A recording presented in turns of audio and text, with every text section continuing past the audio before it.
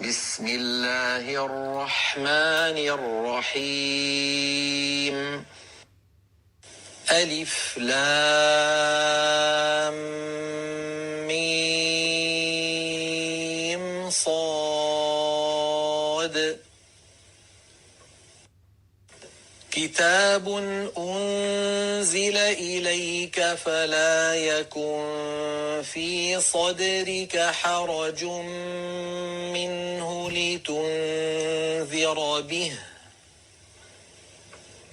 لتنذر به وذکری للمؤمنین اتبعوا ما انزل الیکم من ربکم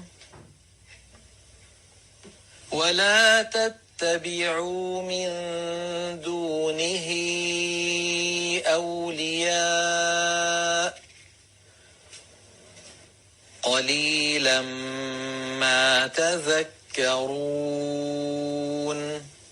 الحمد لله نحمده ونستعينه ونعوذ بالله من شرور أنفسنا ومن سيئات أعمالنا من يهده الله فلا مضل له ومن يضلل فلا هادي له اللهم أرنا الحق حقا وارزقنا اتباعه وأرنا الباطل باطلا وارزقنا اجتنابه اللهم لك الحمد بما خلقتنا ورزقتنا وهديتنا وعلمتنا وأنقذتنا وفرجت عنا لك الحمد بالإيمان ولك الحمد بالإسلام ولك الحمد بالقرآن ولك الحمد بالأهل والمال والمعافاة آمين الحمد لله رب العالمين والصلاة والسلام على أشرف الأنبياء والمرسلين نبينا محمد وعلى آله وصحبه أجمعين الله والله ربي لا أشرك به شيئا اللهم لا سهل إلا ما جعلته سهلا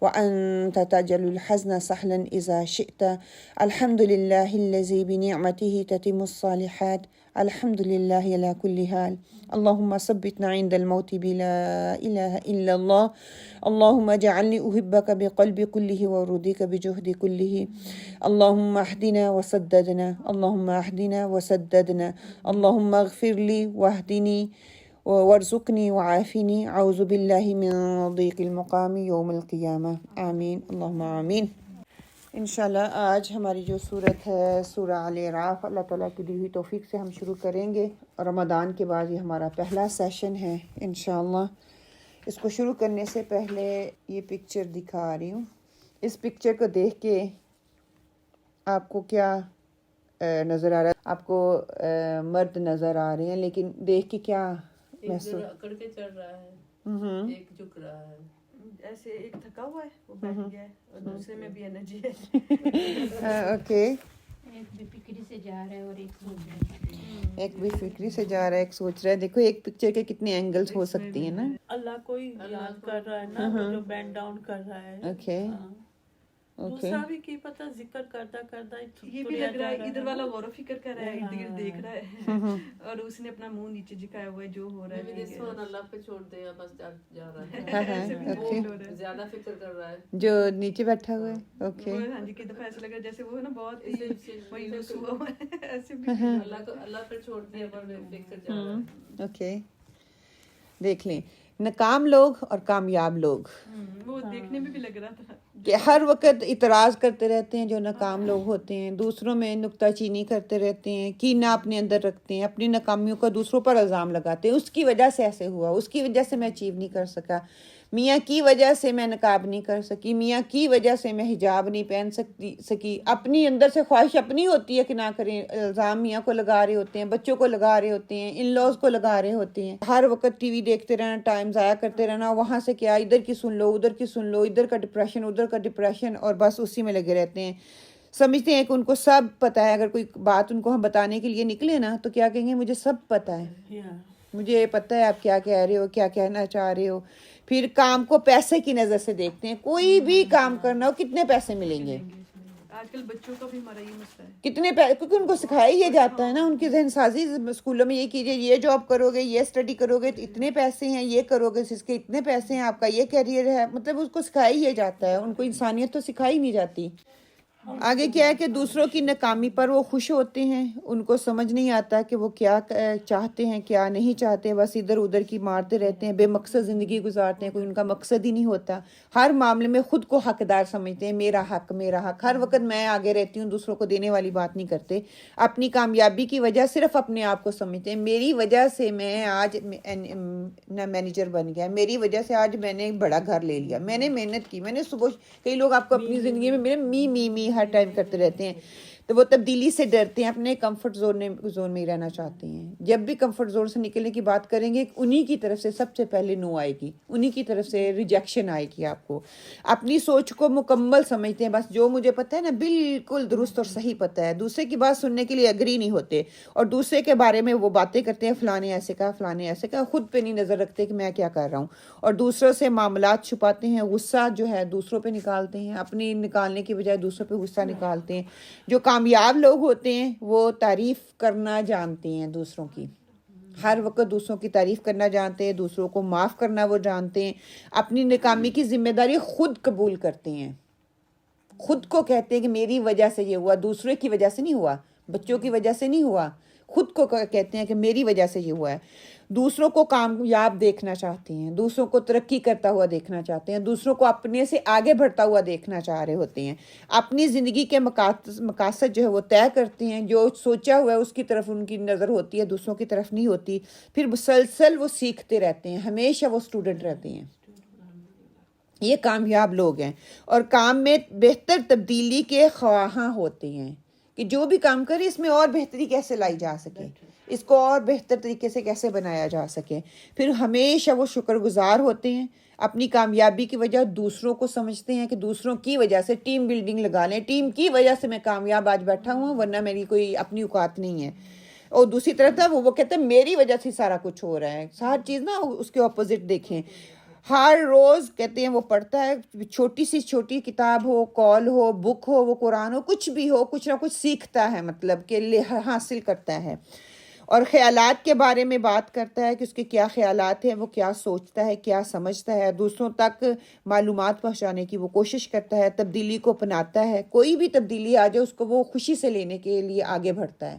یہ نہیں کہ وہ پازیٹیو تھنکر کہہ سکتے ہیں کہ وہ اپنے کمفرٹ زون سے نکلنے کے لیے ہچکچاتا نہیں ہے، وہ چاہتا ہے کہ میرے اس طرح نکلنے سے دوسروں کے لیے آسانی آ رہی ہے تو وہ نکلتا ہے، دوسروں کو آسانی دینے کی کوشش وہ کرتا ہے، اوپن مائنڈڈ ہوتا ہے، تبدیلی کو اپنا لیتا ہے، اور پھر منصوبہ بندی کی فہرست تیار کرتا ہے کہ میں نے کیا کرنا ہے، اتنی دیر میں نے کیا اچیو کرنا ہے. بس ایسے ہی نہیں کود جاتا، ہو گیا نہ ہو گیا تو نہ سے ناکام ہو کے بیٹھ جاتا ہے. اس کے لیے بناتا ہے، فار ایگزامپل پورے ویک کا وہ پلان بنائے گا، پورے منتھ کا بنائے گا، 6 منتھ کا بنائے گا، 12 منتھ میں وہ اپنے آپ کو کہاں دیکھنا چاہتا ہے.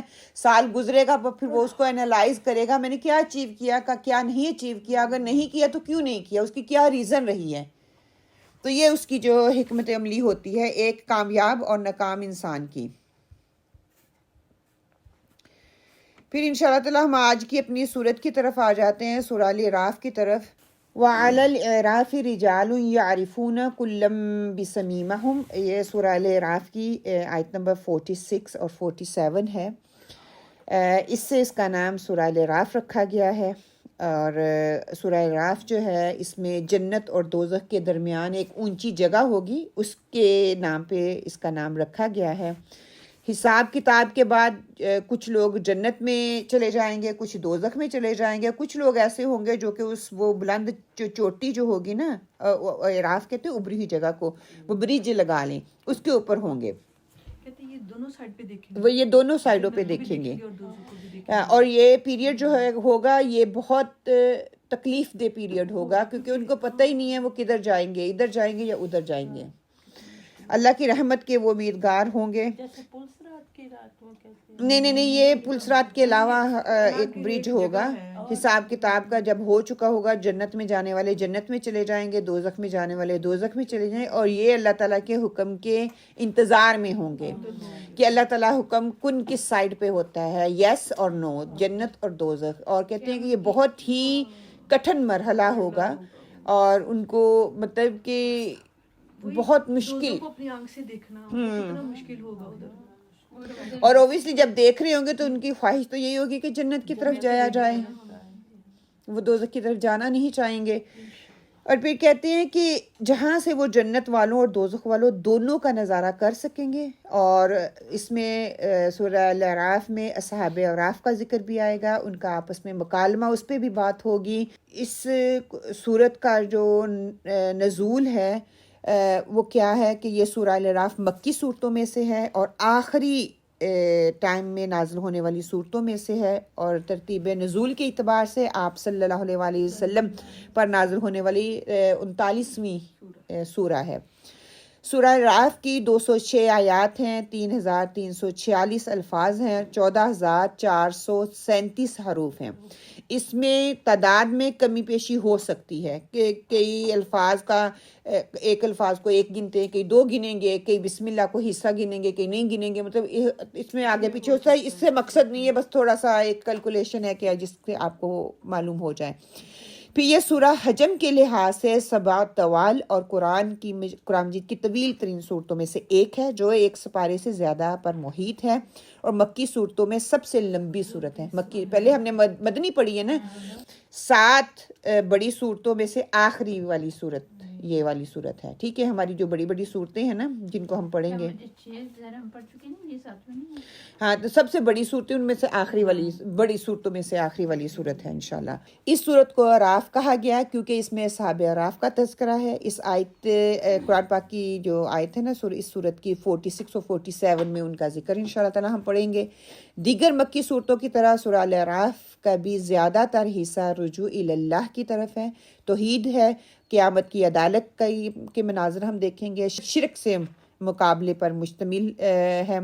اس صورت کا مقصد بھی مسلمانوں میں عقیدہ اور ایمان کو مضبوط کرنا ہے. سورہ الاعراف میں اس عہد کی طرف اشارہ ہے کہ اللہ سبحانہ تعالیٰ نے انسانوں سے جو وعدہ لیا تھا عالم ارواح میں عہد الست، اس کی طرف اشارہ ہے، وہ ہم پڑھیں گے. اور وہیں سے انشاءاللہ تعالیٰ اس صورت کا آغاز بھی ہوگا.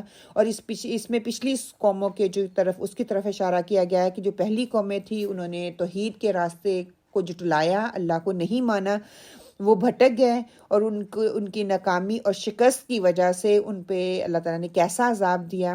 اس میں حضرت نوح علیہ السلام کا ذکر ہوگا، لوط کا ہوگا، شعیب کا ہوگا، اور باقی امتوں کے انجام کیا ان کا انجام رہا، کیونکہ انہوں نے جھٹلایا اور اللہ تعالیٰ نے کیسا ان کو عذاب دیا، اس کے بارے میں ہم پڑھیں گے. سورہ الاعراف میں انذار کا انداز جو ہے وہ اپنایا گیا ہے. اس صورت میں پچھلی قوموں کے حالات بتا کے ہمیں جھنجھوڑا جائے گا کہ آپ اپنے آپ کو سدھار لو، ورنہ اللہ تعالیٰ کا انجام جو ہے، اللہ تعالیٰ اس طرح کی قوموں کا انجام کیسا ہوتا ہے. سورہ الاعراف سے یہ سبق ملتا ہے کہ نیکی کے کسی موقع کو ضائع نہیں ہم نے کرنا، ہر موقع کو ہم نے ریویل کرنا ہے. وہ چھوٹا ہے یا بڑا ہے، اس کو اویل کر لیں گے تو ہم کامیابی پا لیں گے. اگر ہم اس کو چھوڑ دیں گے کوئی دوسرا کر لے، دوسرا اس سے فائدہ اٹھا لے گا اور ہم پیچھے رہ جائیں گے. ہو سکتا ہے کہ کسی ایک نیکی کی وجہ سے نیکی کا پلڑا بھاری ہو جائے اور وہی نیکی نجات کا ذریعہ بن جائے. اور آخرت میں جب ہم اللہ نہ کرے ہم اعراف کے موقع پہ وہاں پہ کھڑے ہوں، اللہ سبحانہ و تعالیٰ ہمارا فیصلہ ان لوگوں میں کر دے جو کہ بے حساب جنت میں جائیں گے. اور اگر حساب کتاب کا موقع آ بھی جائے تو اللہ سبحانہ و تعالیٰ ہمیں جنت والوں میں شامل کر دے، جنت والوں میں پہنچا دے. اپنا کرم اور فضل جس طرح دنیا میں رحمت اللہ تعالیٰ نے رکھی ہوئی ہے، اسی طرح آخرت میں بھی اللہ سبحانہ و تعالیٰ ہمارا حساب اسی طرح کرے. اس صورت کا نزول جو ہے مکی زندگی کے آخری دور میں ہوا. یہ وہ زمانہ تھا جب مکی زندگی میں نبوت کے 12 سال گزر چکے تھے. قریش کی طرف سے دین جو ہے، دین کی شدید اور مسلسل مزاحمت اور ان کی طرف سے اختلاف، ان کی طرف سے مخالفت جو ہے پورے عروج پہ تھی. اسلام قبول کرنے والوں پر وہ ظلم و ستم ڈھا رہے تھے، جس کی وجہ سے بعض اہل ایمان جو ہے حبشہ کی طرف انہوں نے ہجرت کر لی. حضرت خدیجہ اور ابو طالب کا انتقال ہو چکا تھا. آپ صلی اللہ علیہ وسلم دنیاوی سہارے کے بغیر تبلیغ جو ہے وہ دوسروں تک کر رہے تھے. اسی دوران جب اپنوں کی طرف سے نفرت ملی، ریجیکشن ملی، تو آپ صلی اللہ علیہ وسلم نے طائف کی طرف جانے کے لیے سوچا. جب وہاں پہ گئے، وہاں پہ بھی آپ کو ریجیکشن ملی، انہوں نے آپ کو بہت تکلیف پہنچائی. تو کہتے ہیں کہ اس وقت پریشانی کا عالم تھا اور قریش ادھر دوسری طرف قریش جو تھے کہ آپ صلی اللہ علیہ وسلم واپس آئیں تو ان کو قتل کے جو ہے منصوبے بنائے جا رہے تھے کہ آپ کو قتل کر دیا جائے گا. اللہ سبحانہ تعالیٰ نے آپ صلی اللہ علیہ وسلم کو تسلی دی کہ اس طرح کے حالات میں آپ دل برداشتہ نہ ہوں. اوبیسلی ایک انسان جو دین کا کام کر رہا ہے، دین کی بات دوسروں تک پہنچا رہا ہے، اللہ کا حکم جو ہے وہ اس کو دوسروں تک پہنچا رہا ہے، اور سب سے پہلے گھر والے ہی اس کو نہ مانیں. گھر کے بعد جب معاشرے میں نکلے، معاشرے والے نہ مانے تو دل میں ایک یہ فطری چیز ہے کہ انسان کے اندر ایک ایسی چیز اٹھتی ہے، دل گھٹنا شروع ہو جاتا ہے. شاید میں جو بات کرنا چاہ رہا ہوں وہ صحیح طریقے سے پہنچا نہیں پا رہا، یا شاید میرا طریقہ یا انداز بیان ویسا نہیں ہے کہ دوسروں کے اوپر وہ اثر کرے. انسان دل برداشتہ ہو جاتا ہے. تو ان کو اس مقام پر آپ صلی اللہ علیہ وسلم کو یہ بتایا جا رہا ہے کہ ان کے لیے اللہ تعالیٰ نے عبرتناک انجام جو ہے وہ تیار کر رکھا ہے. انہیں یاد دلائیں کہ ان سے پہلے کتنی قومیں آئی تھیں، ان کے پیغمبروں نے ان کو وہ پیغام پہنچایا تھا، لیکن انہوں نے نہ مانا تو اللہ تعالیٰ نے کیسا ان کا انجام کیا. اب تمہارا انجام بھی یہی ہوگا. پھر ہم یہ پڑھیں گے اس میں کہ انسان کی پیدائش کی طرف اللہ سبحانہ تعالیٰ توجہ دلوائیں گے. آدم علیہ السلام کی تخلیق اور ابلیس کی مخالفت کا ذکر ہم پوری ڈیٹیل سے اس میں پڑھیں گے. پھر اللہ سبحانہ تعالیٰ انسان کو یاد دلائیں گے کہ شیطان انسان کو گمراہ کرتا ہے، ان کا مکالمہ آئے گا انشاءاللہ تعالیٰ، وہ ہم پڑھیں گے.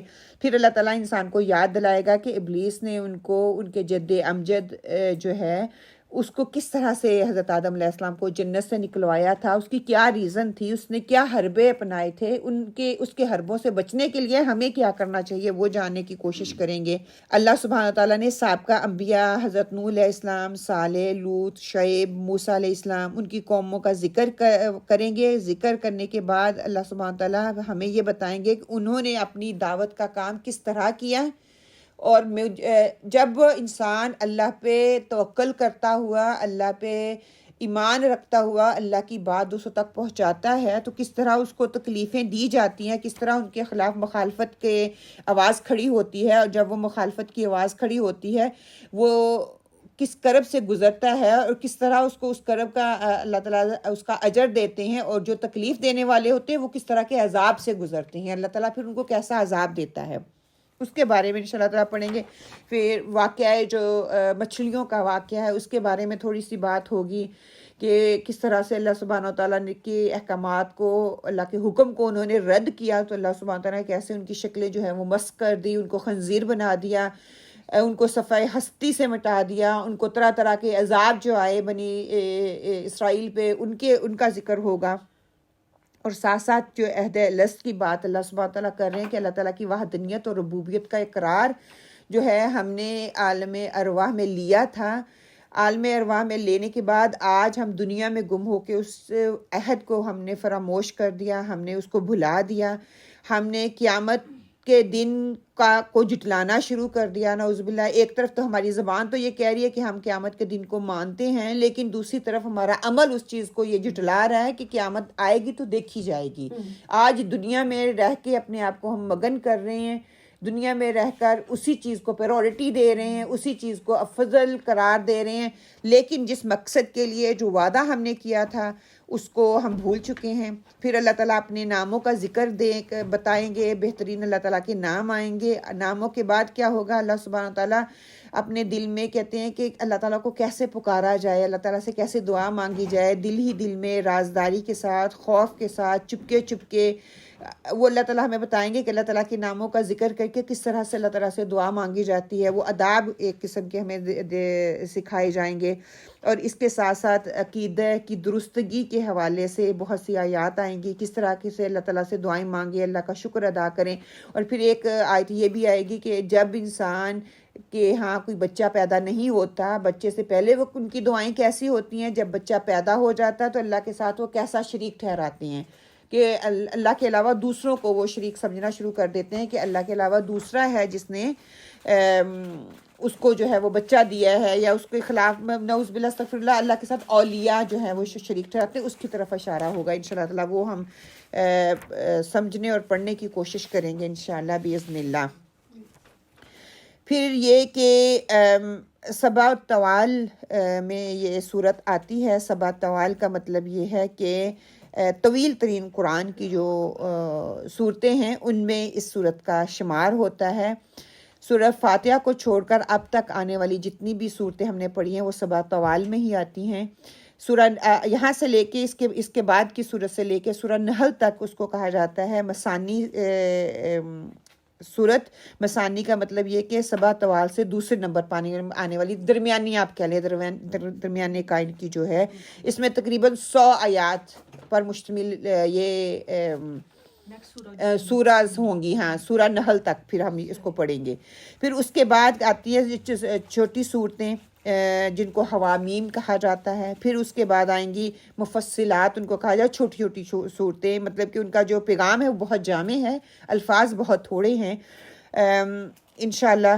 اور یہ پھر یہ کہ اس صورت کے جو مضامین ہیں اس میں سب سے پہلے دین اسلام یعنی کہ توحید کے بارے میں آئے گا، پھر اس میں شرک کی تردید کی جائے گی، اس میں رسالت کے بارے میں بتایا جائے گا، اس میں آخرت کے بارے میں بتایا جائے گا، آخرت کے رزلٹ کے بارے میں بتایا جائے گا، انبیاؤں کی ہسٹری بتائی جائے گی، اور خاص ایام جن کی بدولت ان پہ عذاب آیا، جن دنوں میں ان خاص ایام کا ذکر کیا جائے گا۔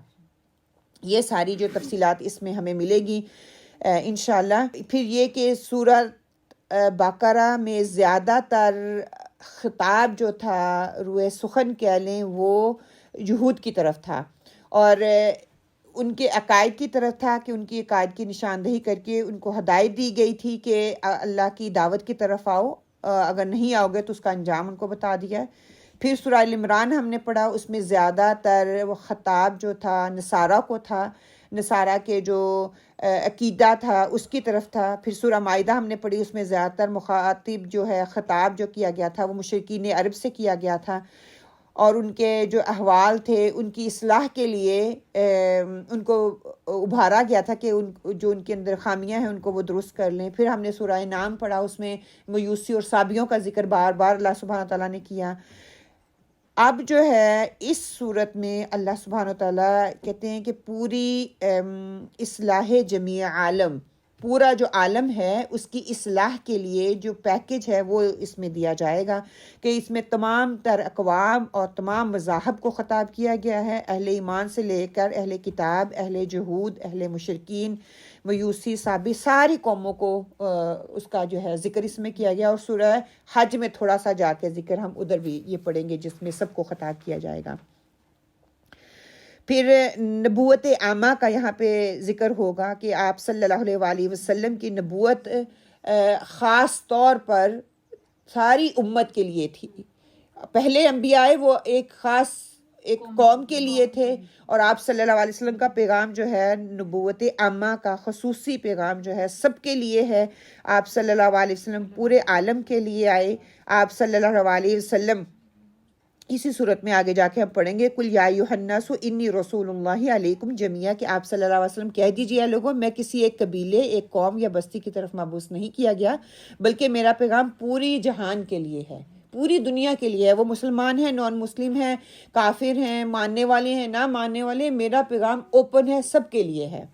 اور آپ صلی اللہ علیہ وسلم کی شریعت بھی سب کے لیے اوپن ہے، کھلی ہے، کہ جو اس کو مان لے گی، کلمہ پڑھ لے گی، اسلام میں آ جائے گی، اس کے لیے نجات ہے دنیا میں بھی اور آخرت میں بھی۔ شاہ ولی اللہ جو ہے وہ کہتے ہیں کہ آپ صلی اللہ علیہ وسلم کی نبوت کی دو حیثیت سے ہے۔ دو حیثیت کیا ہے کہ قریش کی شہادت آپ کے ساتھ وابستہ ہے اس لحاظ سے کہ آپ قومی نبی ہیں، اور دوسری بات یہ کہ آپ تمام عالم کے لیے اللہ کے نبی اور رسول ہیں۔ آپ کی بین الاقوامی حیثیت یہ ہے کہ جس کی بنا پر آپ بین الاقوامی نبی بنا کر بھیجے گئے، اور آپ کی بین الاقوامی حیثیت سے اصلاح عالم کا پروگرام جو ہے وہ مرتب کیا گیا، اور اس کے ساتھ ساتھ تاریخ رسالت جو ہے وہ بیان کر دی گئی، اور آپ صلی اللہ علیہ وسلم اور صحابہ اکرام کو جرأت دلانا مقصود ہے کہ رسالت کی تاریخ اسی طرح چلتی رہی، آپ اس پروگرام پر خود بھی عامل بن جائے، خود اس کو ماننے والے ہو جائے، اور دوسروں تک بھی یہ پیغام پہنچائیں۔ تو اس کا مطلب ہے کہ ہم نے اس پیغام کو لینا ہے، اور اس پیغام کو لے کے ہم نے دوسروں تک پہنچانا ہے، یہ ہم سب کی ذمہ داری ہے، دعویٰ کرنا ہے۔ جی اور ایک روایت میں ملتا ہے کہ حضرت عائشہ رضی اللہ تعالیٰ کہتی ہیں کہ آپ صلی اللہ علیہ وسلم اس سورت کو مغرب کی نماز کی جو سنتیں ہیں اس میں پڑھا کرتے تھے. سبحان اللہ. سبحان اللہ. ہم قل هو اللہ اور انا تینا پڑھ کے کام ختم کر دیتے ہیں. سبحان اللہ. ہاں آپ صلی اللہ علیہ وسلم صحابہ کہتے ہیں کہ پاؤں میں اتنے ورم آ جاتے, سوزش آ جاتی تھی, اتنی لمبی آیات کرتے تھے. ہاں سورت باقرہ, سورت آل عمران, سورہ المائدہ, سورہ انعام, پھر کہتے ہیں اس پہ فنش کرتے کرتے کہاں تک پہنچ جاتے تھے. میں کہتی ہوں کیا حلاوت ہوتی ہوگی نا کہ جو سٹاپ ہی نہیں, کہ کچھ ملاقات کر رہے ہیں اپنے محبوب سے اور بس کرتے ہی جا رہے ہیں, اس کا کلام پڑھتے جا رہے ہیں اس کی. سبحان اللہ. پھر سورہ انعام کے آخر میں اللہ سبحانہ تعالیٰ, ہم نے پڑھا کہ اللہ نے حضور پاک صلی اللہ علیہ وسلم سے مخاطب ہو کے کہا تھا کہ غیر اللہ ابغی ربا وہو رب کل شیء, کہ کیا آپ اللہ تعالیٰ کے علاوہ کسی اور کو رب تلاش کریں گے, حالانکہ وہی ہر چیز پکا قادر ہے. اللہ تعالیٰ کی ربوبیت ہم نے پڑھی تھی. اللہ تعالیٰ نے پھر سارے وہ مناظر اپنی نشانیوں کے ذریعے انسان کو جو ہے وہ دکھائے تھے کہ اللہ سبحانہ تعالیٰ رب ہے, اور اللہ تعالیٰ کی ربوبیت کا کیا تقاضا ہے, کیا حاصل ہوتا ہے. پھر اس صورت کے آغاز میں کہہ دیا کتاب انزل الیک, اللہ سبحانہ تعالیٰ نے یہ آپ کی طرف کتاب نازل کیا جو کہ قرآن کریم ہے, اور ساتھ ہی کہہ دیا کہ ہدایت کا سامان چاہتے ہو وہ بھی اللہ تعالیٰ نے مہیا کر دیا. اتبعوا ما انزل الیکم من ربکم, کہ اس کی اتباع کرو گے, جو اللہ تعالیٰ نے ان کے اوپر اتارا ہے اس کی پیروی کرو گے, اس کے احکامات کو مان جاؤ گے, تو خود بھی اپنی بھی تربیت کر لو گے اور دوسروں کی تربیت کرنے کے قابل بھی ہو جاؤ گے. اگر خود ہی نہیں میں پڑھوں گی, اس سے خود ہی فائدہ نہیں اٹھاؤں گی, نہ میں اپنی تربیت کر سکوں گی, نہ میں دوسروں کی تربیت کر سکوں گی انشاءاللہ. اب پہلی آیت ہے الف لام میم صاد, یہ حروف مقطعات ہیں. الف لام میم اینڈ صاد, یہ 4 حروف ہیں.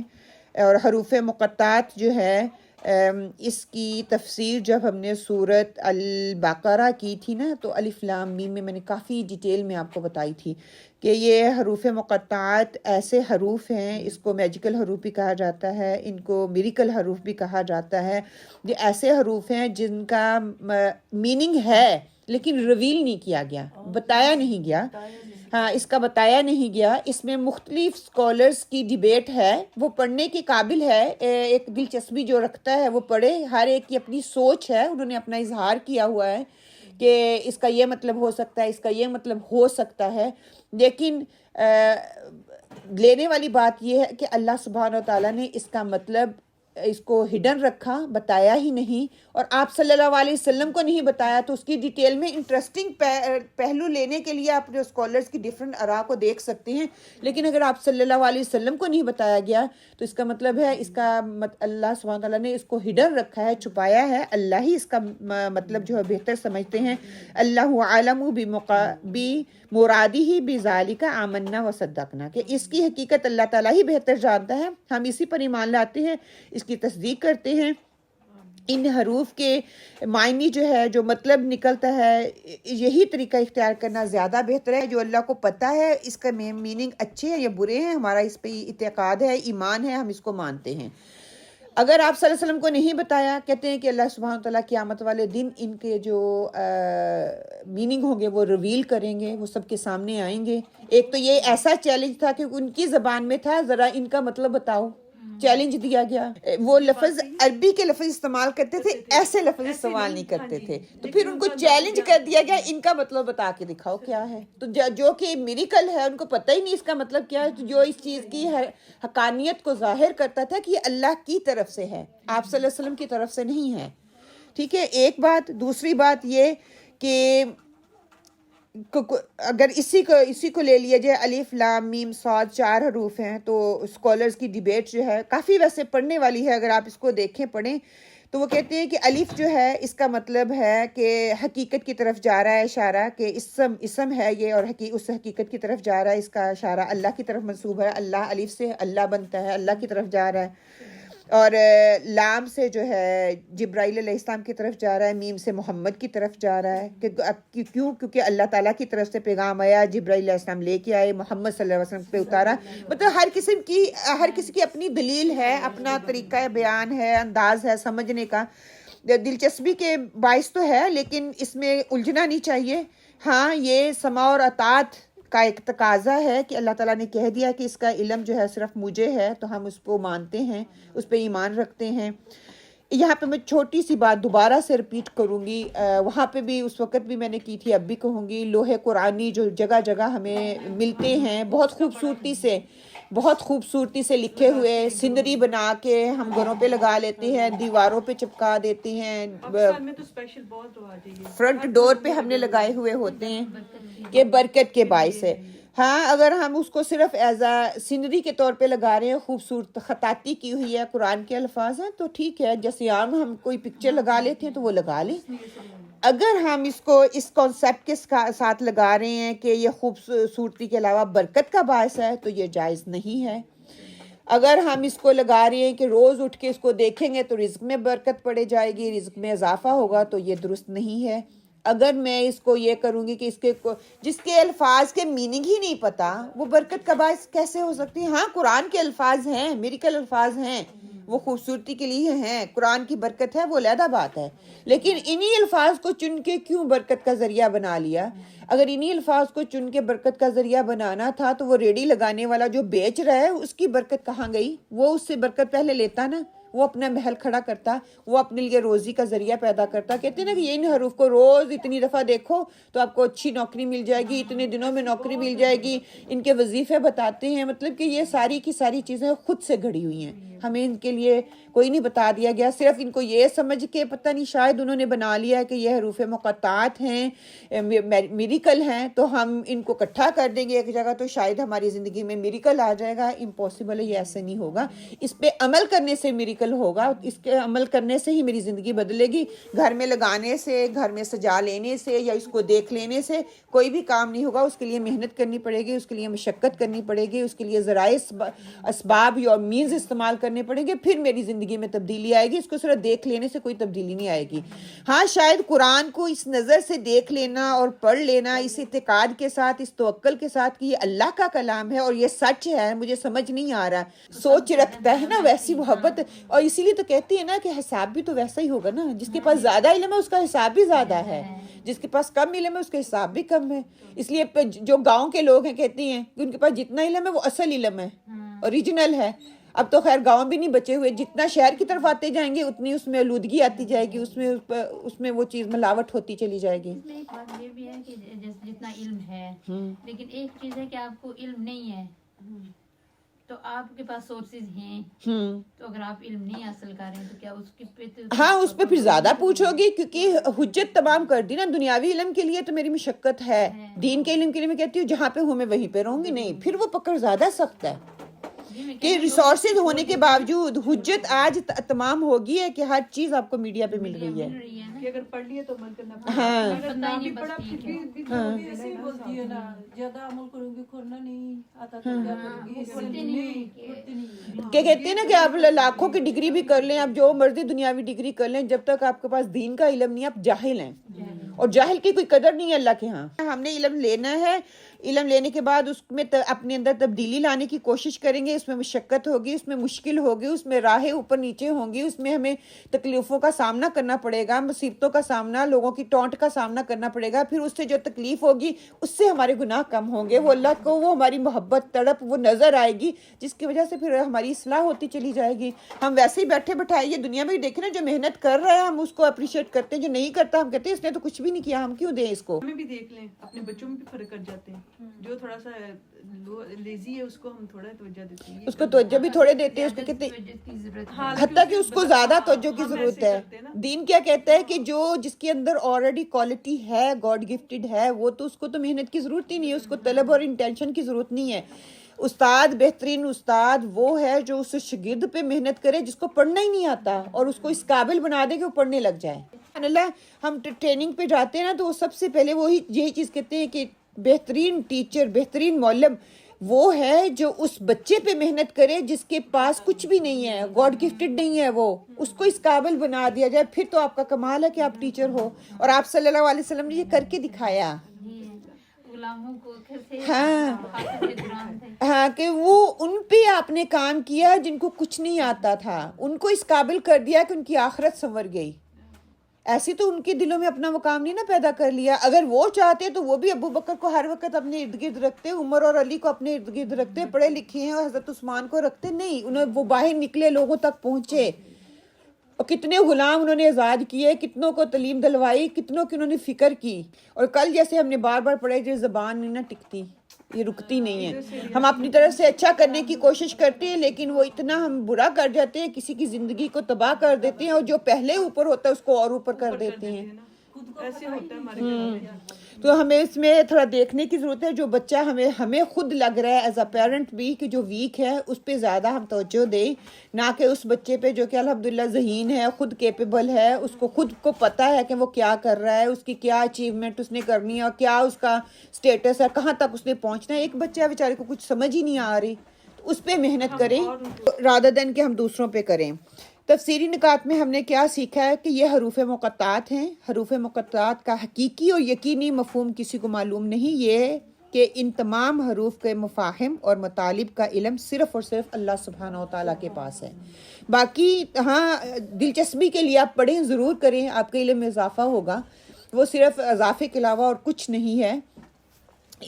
یقینی علم, صرف حقیقی علم یہی ہے کہ اس کا علم جو اللہ سبحانہ و تعالیٰ کے پاس ہے. آیت نمبر 2 انشاءاللہ تعالیٰ, نزول کتاب, قرآن کا مقصد جو ہے وہ بتا دیا گیا کہ نزول کتاب اور بیسکلی تسلی جو ہے آپ صلی اللہ علیہ وسلم کو اس آیت میں دی جائے گی. انشاءاللہ ہم سب مل کے اس آیت کو پڑھ لیں انشاءاللہ. کتاب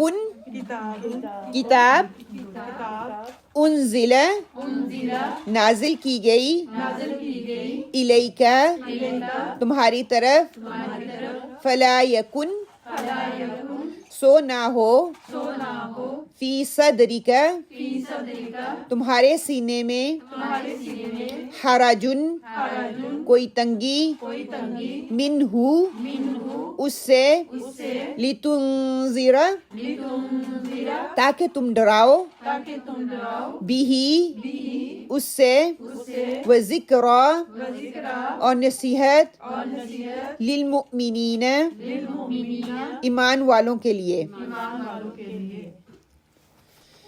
با محاورہ ترجمہ, کتاب انزل الیک فلا یکن فی صدرک حرج منہ لتنذر به وذکری للمؤمنین. یہ ایک کتاب ہے جو آپ کے پاس اس لیے بھیجی گئی ہے کہ آپ اس کے ذریعے سے ڈرائیں, سو آپ کے دل میں اس سے بالکل تنگی نہ ہو, اور نصیحت ہے ایمان والوں کے لیے. یہاں پہ جو ہے اب آپ صلی اللہ علیہ وسلم کو اللہ سبحانہ تعالیٰ ایک قسم کی تسلی دے رہے ہیں. ارشاد ہوتا ہے کتابن, یہ ایک کتاب ہے, انزل الیک جو آپ کی طرف نازل کی گئی, آپ صلی اللہ علیہ وسلم کی طرف نازل کی گئی, فلا یکن فی صدرک حرج منہ پس آپ کے سینے میں اس کی وجہ سے تنگی نہیں ہونی چاہیے. ظاہر ہے کہ جب آپ صلی اللہ علیہ وسلم اسلام کی دعوت پیش کر رہے تھے تو لوگوں کی ضد کی وجہ سے, ہٹ دھرمی کی وجہ سے, ان کے عناد کی وجہ سے وہ اسلام کو قبول نہیں کر رہے تھے. تو آپ صلی اللہ علیہ وسلم ان کی مخالفت کی وجہ سے آپ صلی اللہ علیہ وسلم کے دل میں گھٹن محسوس ہو رہی تھی, وہ گھٹن فیل کر رہے تھے, ان کو آپ صلی اللہ علیہ وسلم کو تنگی محسوس ہو رہی تھی, اور آپ کے دل میں طرح طرح کے خیالات آ رہے تھے. میں اور آپ ہوں, ہم بھی یہ کریں تو ہمارے دل میں بھی اس طرح کے خیالات آتے ہیں. یہ ایک فطری جذبہ ہے ہاں کہ میرے اندر حکمت نہیں ہے, میری زبان میں اثر نہیں ہے, میں وہ بات یا وہ کام اس طریقے سے دوسروں تک نہیں پہنچا پا رہی, تو دل میں ایک گھٹن سے محسوس ہوتی ہے, تکلیف محسوس ہوتی ہے. تو آپ صلی اللہ علیہ وسلم کو اس بات کا بہت کہتے دکھ تھا کہ عربوں کی طرف سے آپ صلی اللہ علیہ وسلم کو تکلیف پہنچائے گی. آپ سوچتے رہتے تھے کہ گھر کے لوگ ہی نہیں مان رہے, یہی میری بات کو سننے کے لیے تیار نہیں ہے, تو میں باہر نکل کے لوگوں کو کیا دعوت دوں گا. جب آپ کے قلب مبارک میں وہ گھٹن محسوس ہونا شروع ہوئی تو اللہ سبحانہ و تعالیٰ نے آپ کو تسلی دی. آپ اس تنگی کو محسوس نہ کریں, آپ یہ نہ اپنے اندر لے کے آئیں کہ آپ اپنا کام نہیں کر رہے, آپ اپنا کام بہت اچھے طریقے سے کر رہے ہیں. بدقسمتی ان لوگوں کی ہے جو اس آپ کے حکم کو مان نہیں رہے, جو ہٹ دھرمی کا رویہ اختیار کیے ہوئے ہیں, جو ہٹ دھرمی دکھا رہے ہیں. تو آپ صلی اللہ علیہ وسلم کو کہا گیا عالم نشرح لک صدرک, اس بات کی طرف نشاندہی کروائی گئی کہ ہم نے آپ کا سینہ کھول دیا ہے. پھر ساتھ میں کہہ دیا وَوَضَعْنَا عَنْكَ وِزْرَكَ کہ آپ کا بوجھ بھی ہلکا کر دیا تھا. اس وقت کو یاد کرو. تو قرآن پاک کی کتنی خوبیوں بھری یہ آیت ہے جو ہم اب اس وقت پڑھ رہے ہیں کہ مکی صورتوں کے آغاز میں اکثر یہ انداز جو ہے ہمیں ملے گا کہ اللہ اسی طرح کا انداز حروف مقطعات سے سٹارٹ ہوتا ہے، پھر تسلی دی جاتی ہے. پھر اس کتاب کو پڑھو، اس پہ توجہ کرو، اس کو سیکھو، اس کو سمجھو گے، سیکھو گے، اپنی اصلاح کرو گے تو دوسروں تک پہنچاؤ گے. اور مکی دور کی آخری دور میں نازل ہونے والی یہ صورت ہے. آپ سینہ کس کا ہے؟ آپ صلی اللہ علیہ وسلم کا. کلام کس کا ہے؟ اللہ سبحانہ و تعالیٰ کا. لے کے آنے والے سیدنا جبرائیل علیہ السلام، دینے والے محمد صلی اللہ علیہ وسلم جو کہ آخری نبی تھے. اور آخری نبی محمد صلی اللہ علیہ وسلم نے کس امت کو دیا؟ امت وسط کو دیا. اور اس کو یہ پیغام دیا جا رہا ہے. سبحان اللہ، یہ کڑی ملاتے جائیں تو کیسے چین بنتی جاتی ہے نا. تو آج یہ مسلمان اٹھ کے کہہ رہا ہے کہ یہ میرا کام ہی نہیں ہے، یہ میری ذمہ داری نہیں ہے. جس وقت یہ نازل ہو رہا تھا تب وہ یہ پیغام پہنچا رہے تھے تو ان کے اوپر کتنی مشکل یہ چیز گزر رہی تھی، ان کو کتنی دل میں گھٹن محسوس ہو رہی تھی کہ لوگ میری بات کو کیوں سمجھ نہیں رہے. اور آج ہم دیکھ لیں، ہم یہ پیغام جیسے تیسے پہنچا رہے ہیں، چلو ٹھیک ہے الحمدللہ، لیکن اس لیول کا پہنچا رہے ہیں. ہماری یہ فکر ہے، ہمیں دل میں گھٹن محسوس ہوتی ہے، ہمیں تکلیف ہوتی ہے، ہمیں زیادہ سے زیادہ ہوتی ہے اپنے بچوں کی، روتی ہے ان کے لیے.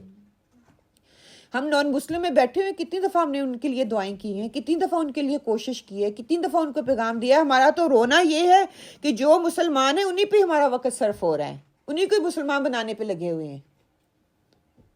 چلو انہوں نے کلمہ تو پڑھا ہوا ہے، ان کا عمل چینج نہیں ہو رہا، وہ علیحدہ بات ہے. جنہوں نے کلمہ نہیں پڑھا آپ صلی اللہ علیہ وسلم کو، تو ان کی فکر تھی. آپ صلی اللہ علیہ وسلم کو کیا کہا کہ اٹھو، کہ اوڑھنے والے اٹھ کے یہ تبلیغ دوسروں تک کرو. اس وقت سے آپ کی نیندیں اٹھ گئی رات کی، اور ہم کتنے آرام اور سکون سے رات کو سوئے رہتے ہیں بے فکر ہو کے کہ یہ میرا کام ہی نہیں ہے.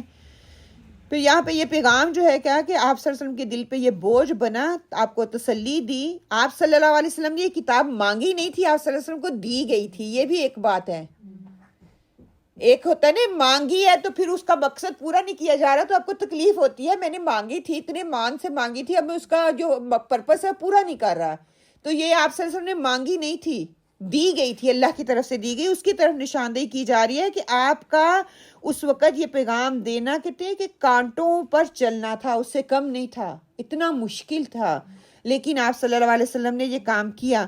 اور مفسرین کہتے ہیں کہ تنگی سے شک اور تردد مراد لیتے ہیں. جو بعض مفسرین وہ کہتے ہیں کہ یہ جو اللہ تعالیٰ نے پروگرام نازل کیا تھا یعنی کہ قرآن پاک، یہ بالکل برحق ہے، اس کی کامیابی میں کسی قسم کا شک و تردد نہیں ہونا چاہیے. اور دوسرے مقام پر اللہ سبحانہ تعالیٰ فرماتے ہیں، سورہ الانعام میں ہم پڑھ کے آئے ہیں، فَلَا تَكُونَنَّ مِنَ الْمُمْتَرِينَ، کہ آپ صلی اللہ علیہ وسلم کہا گیا کہ آپ شک نہ کریں، یہ 100% قطعی برحق کتاب ہے، برحق پیغام ہے اللہ کی طرف سے.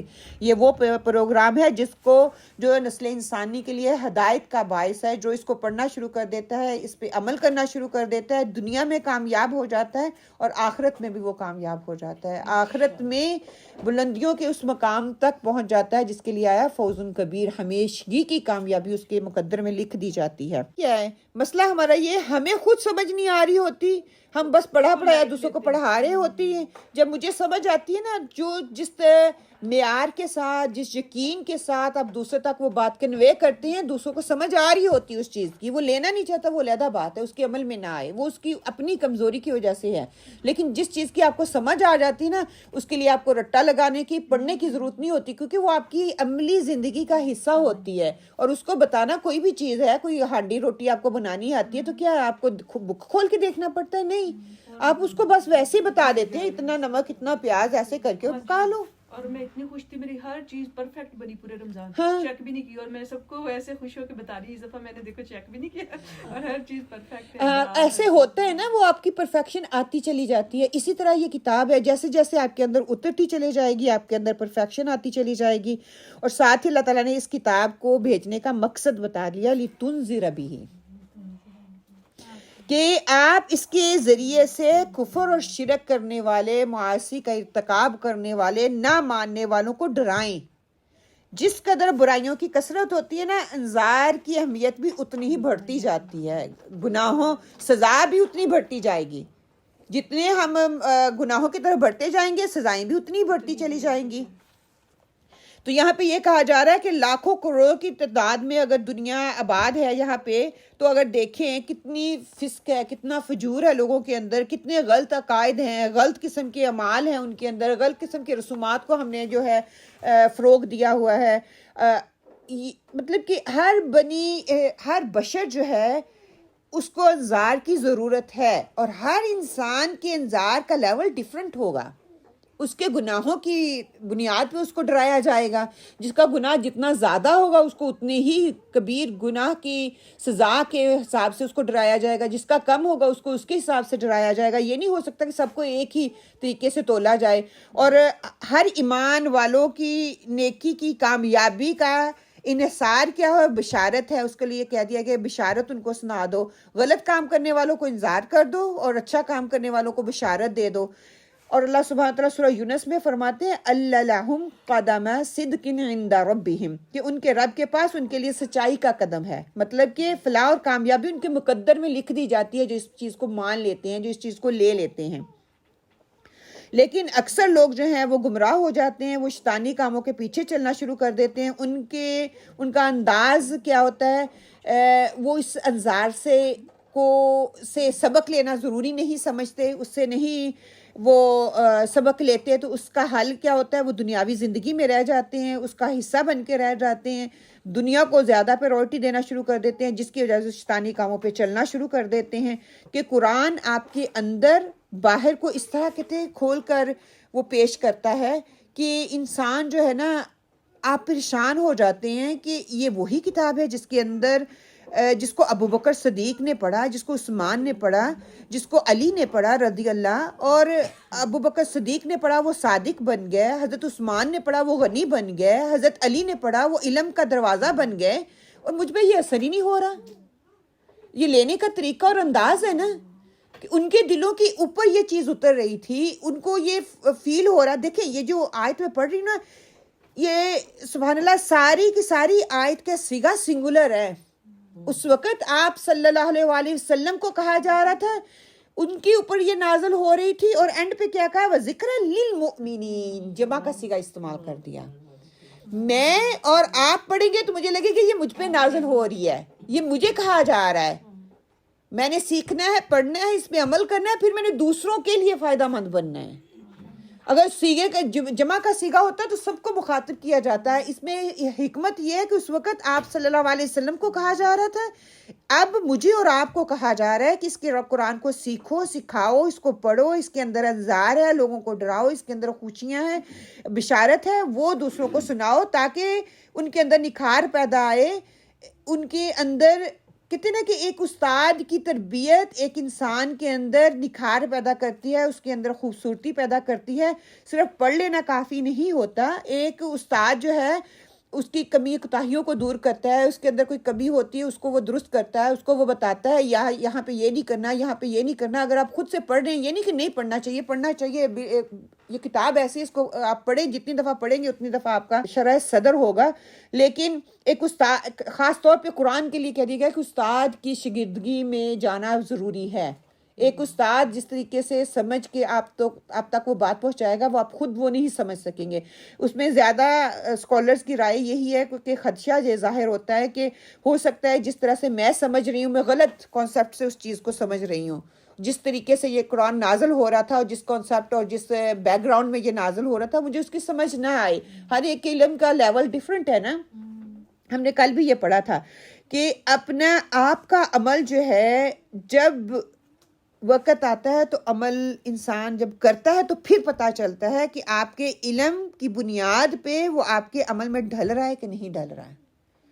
ایک علم کی بنیاد پہ ہم علم لیتے جا رہی ہیں نا، جب عمل کی باری آتی ہے تو پھر پتہ چلتا ہے کہ میں اس میں کتنی ثابت قدم ہوتی ہوں۔ جیسے ہم نے کل بھی دیکھا تھا، سارا دن روزہ رکھتے ہیں، جب عمل کی بات آتی ہے وہیں پہ گر جاتے ہیں، پتہ ہی نہیں چلتا، اور شیطان ایسے گرواتا ہے، ایک سیکنڈ کے لیے ہمیں علم نہیں ہوتا۔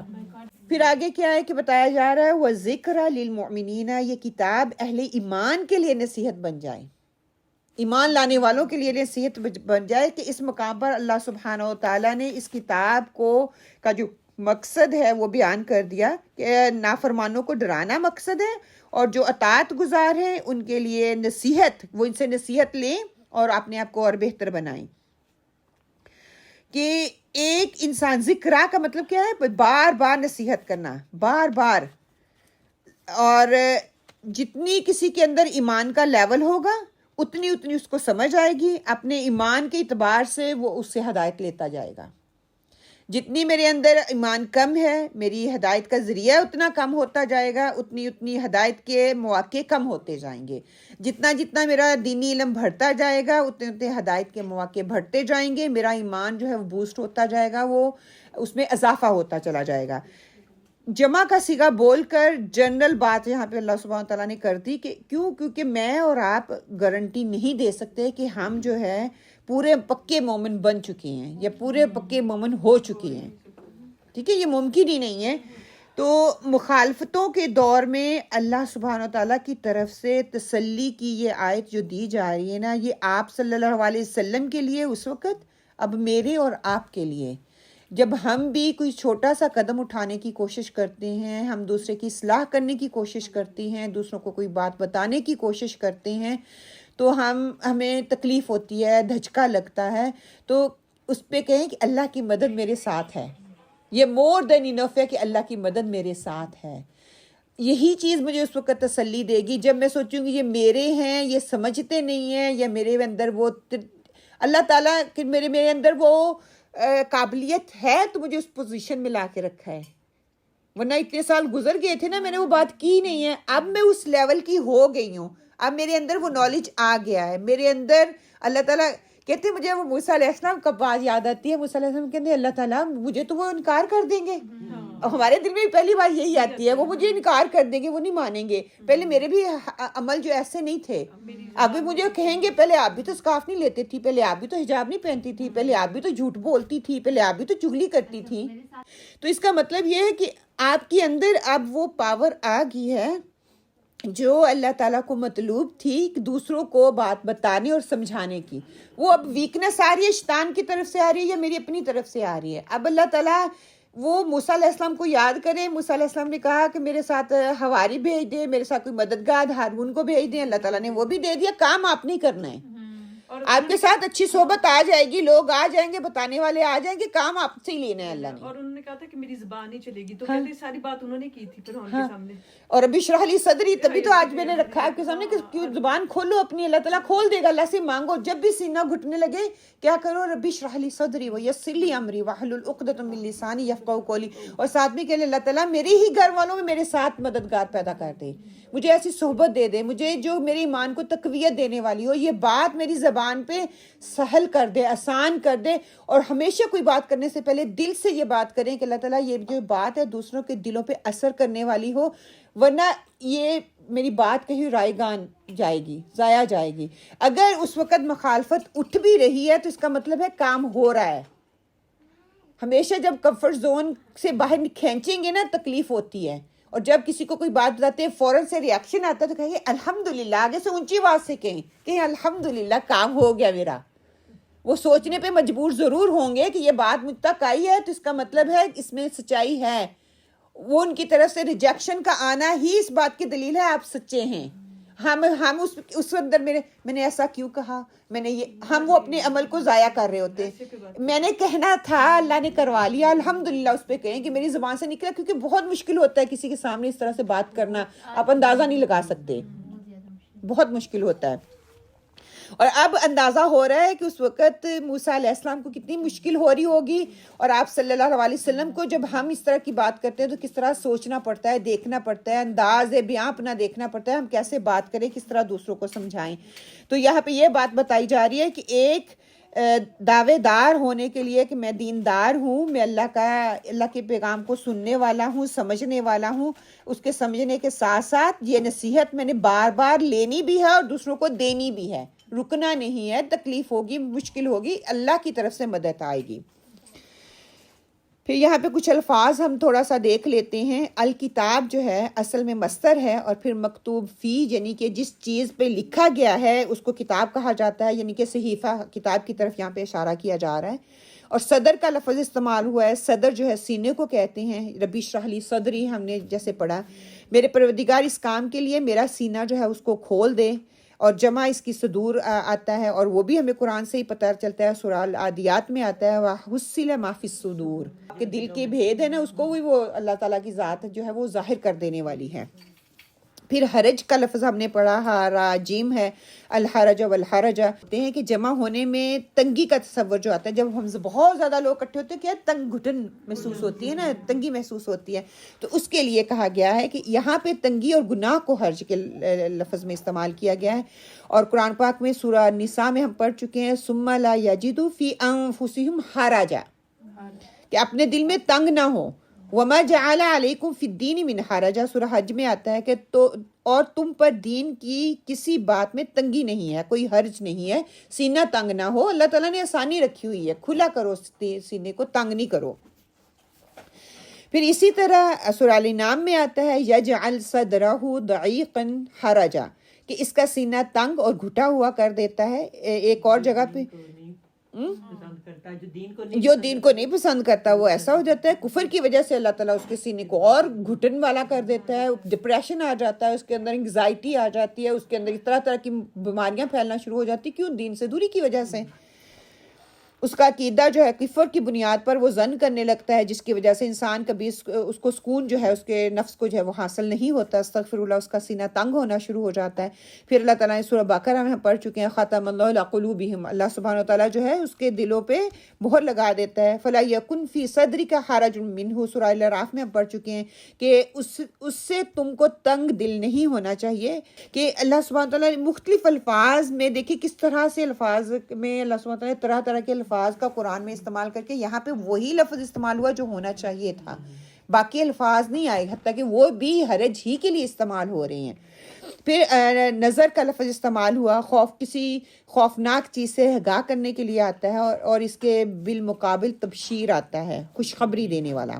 قرآن میں آتا ہے فَأَنذَرْتُكُمْ نَارًا تَلَظَّىٰ، سورہ اللیل میں، سو میں نے تم کو بھٹکتی آگ سے متنبع کر دیا، النذیر یعنی کہ ڈرا دیا، منذر یعنی کہ ڈرانے والا، جو ڈراتا ہے۔ اور ہر اس چیز پر ہوتا ہے اس کا اطلاق جس میں خوف پایا جاتا ہے، خواہ وہ انسان ہو یا کوئی اور چیز۔ قرآن میں آتا ہے نا وَمَا أَنَا إِلَّا نَذِيرٌ مُّبِينٌ، اور میرا کام تو علانیہ ہدایت کرنا ہے، بتا دینا ہے، سمجھا دینا ہے، کسی نے لینی ہے ہدایت لے، کسی نے نہیں لینی ہدایت نہ لے۔ روٹ ورڈ دیکھ لیتے ہیں، صاد کا صاد دال را سے ہے، صدر سے ہے، سینے کے لیے آتا ہے، ہر چیز کا اعلیٰ حصہ اس کے لیے آتا ہے، دل کے لیے آتا ہے، اونٹ پانی سے سیر ہو کر واپس پلٹ آئے اس کے لیے آتا ہے، وہ کپڑا جس سے سینہ ڈھانپا جائے اس کے لیے آتا ہے، وہ داغ جو اونٹ کے سینے پر نمایاں ہو اس کے لیے آتا ہے، گھوڑے کا دوڑ میں اول آ جانا، الٹنے پلٹنے والی چیز جو ہوتی ہے جیسے دل کو الٹ پلٹ کیا جاتا ہے نا، اس کے لیے یہ لفظ صدر استعمال کیا جاتا ہے، وہ عقول جو جذبات نفسانی سے مغلوب ہو کر اس میں گم ہو کر رہ جاتی ہے، عقل جو ہے نا اس کے لیے آتا ہے۔ اور حراجہ راجیم سے ہے، اشیاء کے جمع ہونے کی جگہ، جمع ہونے سے تنگی ہونا، سینہ کے تنگ ہونا، کفر کی وجہ سے سینہ گھٹنا، اور گناہ اور تنگی سے دور رہنے والا، بچنے والا، اور تنگی اور گناہ کے لیے سارے لفظوں کے لیے یہ جو لفظ استعمال ہوتا ہے، ہاں تنگی کے لیے آتا ہے۔ پھر لِتُنذِرَ نون زارا سے ہے کہ کسی حادثے کی وجہ سے غیر واجب چیز کو خود کو واجب کر لینا، اس کے لیے۔ نظر ماننے اس میں اس کے لیے لفظ یہ آتا ہے، ڈرنے کے لیے آتا ہے، کسی چیز کو جان کر اس میں سے چوکس ہو جانا، چکنے ہو جانا، اس کے لیے آتا ہے۔ قیامت کے دن کا خوف دلانا اس مقصود ہو تو تب اللہ سبحانہ وتعالیٰ اس لفظ کا استعمال کرتے ہیں، ڈرانے کے لیے آتا ہے۔ حرجہ کے مترادف الفاظ کون سے قرآن پاک میں ہے؟ اسر ہر قسم کی تنگی کے لیے آتا ہے، ادھر حرج ہے تنگی کے لیے آیا، لیکن یہاں پہ اسر استعمال کیا گیا، لیکن میننگ وہی دے رہا ہے۔ وہاں پہ حرج دل کی تنگی، یہاں پہ ہر قسم کی تنگی، ہر قسم کی تنگی ہو جائے۔ پھر دنگ دل کے بے اطمینانی اور بے قراری کے لیے آتا ہے، مطلب ہر ایک کی کیفیت ڈفرنٹ ہوگی، ہوگا وہی تنگی لیکن کیفیت ڈفرنٹ آ جائے گی، حالات ڈفرنٹ کہہ لیں دوسرے لفاظ میں۔ ضیقہ جگہ کی تنگی، مطلب روم چھوٹا ہے، لوگ زیادہ اکٹھے ہو گئے ہیں۔ پھر حاجہ محتاج ہونا، اس کی تنگی، وہ ایک مطلب کہ میرے پاس کچھ ہے نہیں ہے، میں کسی کا محتاج ہو گیا ہوں، غریب ہو گیا ہوں، وہ ہے ساری حرج ہی ہیں، تنگی ہے۔ کوئی دل کی تنگی ہے، کوئی حالات کی تنگی ہے، کوئی بیماری کی تنگی ہے، کوئی بے چینی کی تنگی ہے، کوئی جگہ کی تنگی ہے، اور کوئی جو ہے محتاجی کی تنگی ہے. لیکن دیکھیں کتنے الفاظ جو ہے اس کے مترادف استعمال، اور اللہ تعالیٰ نے یہاں پہ لفظ جو ہے حرجہ استعمال کیا. کیوں؟ یہ ساری تنگیاں دل سے اٹھتی ہیں، اور ایک حرجہ کا لفظ استعمال کر کے وہ ساری چیزیں اس میں شامل کر دیں. سبحان اللہ. کہ کتنا لگتا ہے نا کہ قرآن کتنا خوبصورت ہے، جتنا آپ اس میں ڈیپ گوتا لگاتے جائیں. سبحان اللہ. تفسیری نکات سے ہم نے کیا سیکھا؟ اللہ سبحانہ و تعالیٰ نے قرآن کو اپنے فیصلے سے نبی محمد صلی اللہ علیہ وسلم پر نازل کیا. لوگوں کا اس قرآن کو نہ ماننا آپ صلی اللہ علیہ وسلم کی ذمہ داری نہیں ہے. اس صورت کا بنیادی مضمون انذار کرنا ہے، یعنی کہ ڈرانا ہے، یعنی لوگوں کو رسول صلی اللہ علیہ وسلم کی دعوت قبول نہ کرنے کے نتائج سے ڈرانا اور غافلوں کو چکنا اور متنبع کرنا ہے. مین مقصد یہی ہے. جس اللہ نے اس قرآن کو نازل کیا ہے وہی اس کی دعوت کو تکمیل تک پہنچائے گا، اور وہ سب انتظامات فرمائے گا جو اس دعوت کو تکمیل تک پہنچانے کے لیے ضروری ہیں. اس کے لیے قدم مجھے اٹھانا ہے، اس کو مکمل اللہ تعالیٰ نے کروانا ہے. حدیث لے لیں. سیدنا عیاض بن حمار مجاشعی رضی اللہ بیان کرتے ہیں، رسول صلی اللہ علیہ وآلہ وسلم نے فرمایا، ایک خطبے میں انہوں نے ارشاد فرمایا، بے شک اللہ سبحانہ و تعالیٰ نے مجھے حکم دیا ہے کہ میں تمہیں ان امور کی تعلیم دے دوں جن سے تم جاہل ہو، ان امور میں سے جو اس نے مجھے آج سکھائے ہیں. نیز اس سے یہ بھی فرمایا کہ ہر وہ چیز جو میں نے اپنے بندوں کو عطا کی ہے وہ ان کے لیے حلال ہے.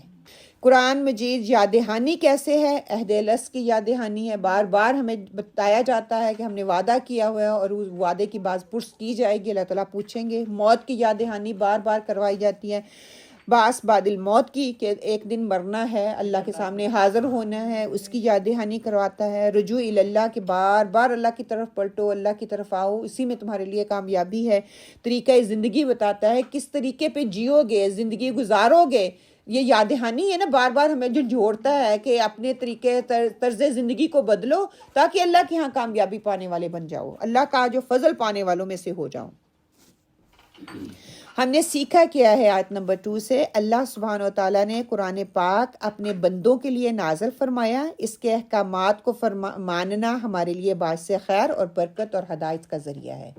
مان لیں گے تو یہ ہمارے لیے دنیا میں بھی برکت کا ذریعہ ہے، اور آخرت میں دنیا میں برکت اور ہدایت اور خیر ہے، اور آخرت میں کیا ہے؟ جنت کے طریقے بشارت دینے والا ہے. اللہ نے ہماری فطرت کے اندر کچھ ضابطے رکھ دیے ہیں جنہیں ہم دنیاوی دوڑ میں فراموش کر دیتے ہیں، اور ان کی یاد دہانی کے لیے اللہ تعالیٰ نے قرآن کا نزول فرما دیا کہ بار بار بھول جاتے ہیں، کوئی بات نہیں، انسان ہے، بھول ہو جائے گی، بار بار یہ یاد دہانی کرواتا رہتا ہے. جو اللہ سبحانہ و تعالیٰ کے احکامات کے مطابق زندگی گزارنا چاہتے ہیں ان کے لیے یہ کتاب ایک مشعل راہ ہے، ایک کتاب یہ جو ہے ہدایت کا ذریعہ ہے، ان کے لیے راستہ دکھانے کا ذریعہ ہے، ان کو راستہ دکھاتی ہے. جو اگر کسی مشکل میں ہے تو اس سے راستہ لیتے ہیں، وہ مشکل سے نکالنے کا ذریعہ بھی بن جاتی ہے. قرآن پاک کو اس لیے بھی نازل کیا گیا کہ اللہ کے احکامات کو جھٹلانے والوں کو ان کے نتائج سے آگاہ کر دیا جائے، کہ جو جھٹلاتے ہیں، جو ماننے والے ہیں ان کے لیے وہ مشعل راہ ہے، ان کے لیے ہدایت ہے، ان کے لیے خیر ہے. جو نہیں ماننے والے ان کے نجات، ان کو جو عذاب دیا جائے گا اس سے بھی آگاہ کر دیا جائے. کون ہے جو آپ کو پہلے سزا بتا دے کہ اس کی سزا یہ ہے؟ اللہ سبحانہ و تعالیٰ نے بتا دیا. اس کا دونوں طرف ترغیب دلا دی. اگر خوشی چاہتے ہو، بشارت چاہتے ہو، اچھا انجام چاہتے ہو تو اس کے لیے یہ کرنا پڑے گا، اور اگر نہیں تو پھر اس کا انجام یہ ہو جاؤ، اس سے ڈر کے پھر ہی سیدھے راستے پہ آ جاؤ. انشاءاللہ تعالیٰ آگے جو ہے آیت نمبر 3 انشاءاللہ تعالیٰ کوشش کرتے ہیں ہم اس کو کور کر لیں. من چاہی رسومات کی پیروی نہیں کرنی، یہ اس کا ٹائٹل لکھ لیں، یا اتباع کتاب، کہ کتاب کی اتباع کرنی ہے. کہ یہ چھوٹی سی جو آیت ہم پڑھیں گے نا، کہ پورے کا پورا پیکج اللہ سبحانہ و تعالیٰ ہمیں دے رہے ہیں کہ ہماری پوری زندگی پر یہ آیت جو ہے وہ چوٹ کیسے لگاتی ہے. یہ آیت کافی ہو جائے گی ہماری زندگیوں پہ چوٹ لگانے کے لیے. انشاءاللہ تعالیٰ ہم مل کے اس کو پڑھ لیں. اتبعوا، پیروی کرو، ما انزل،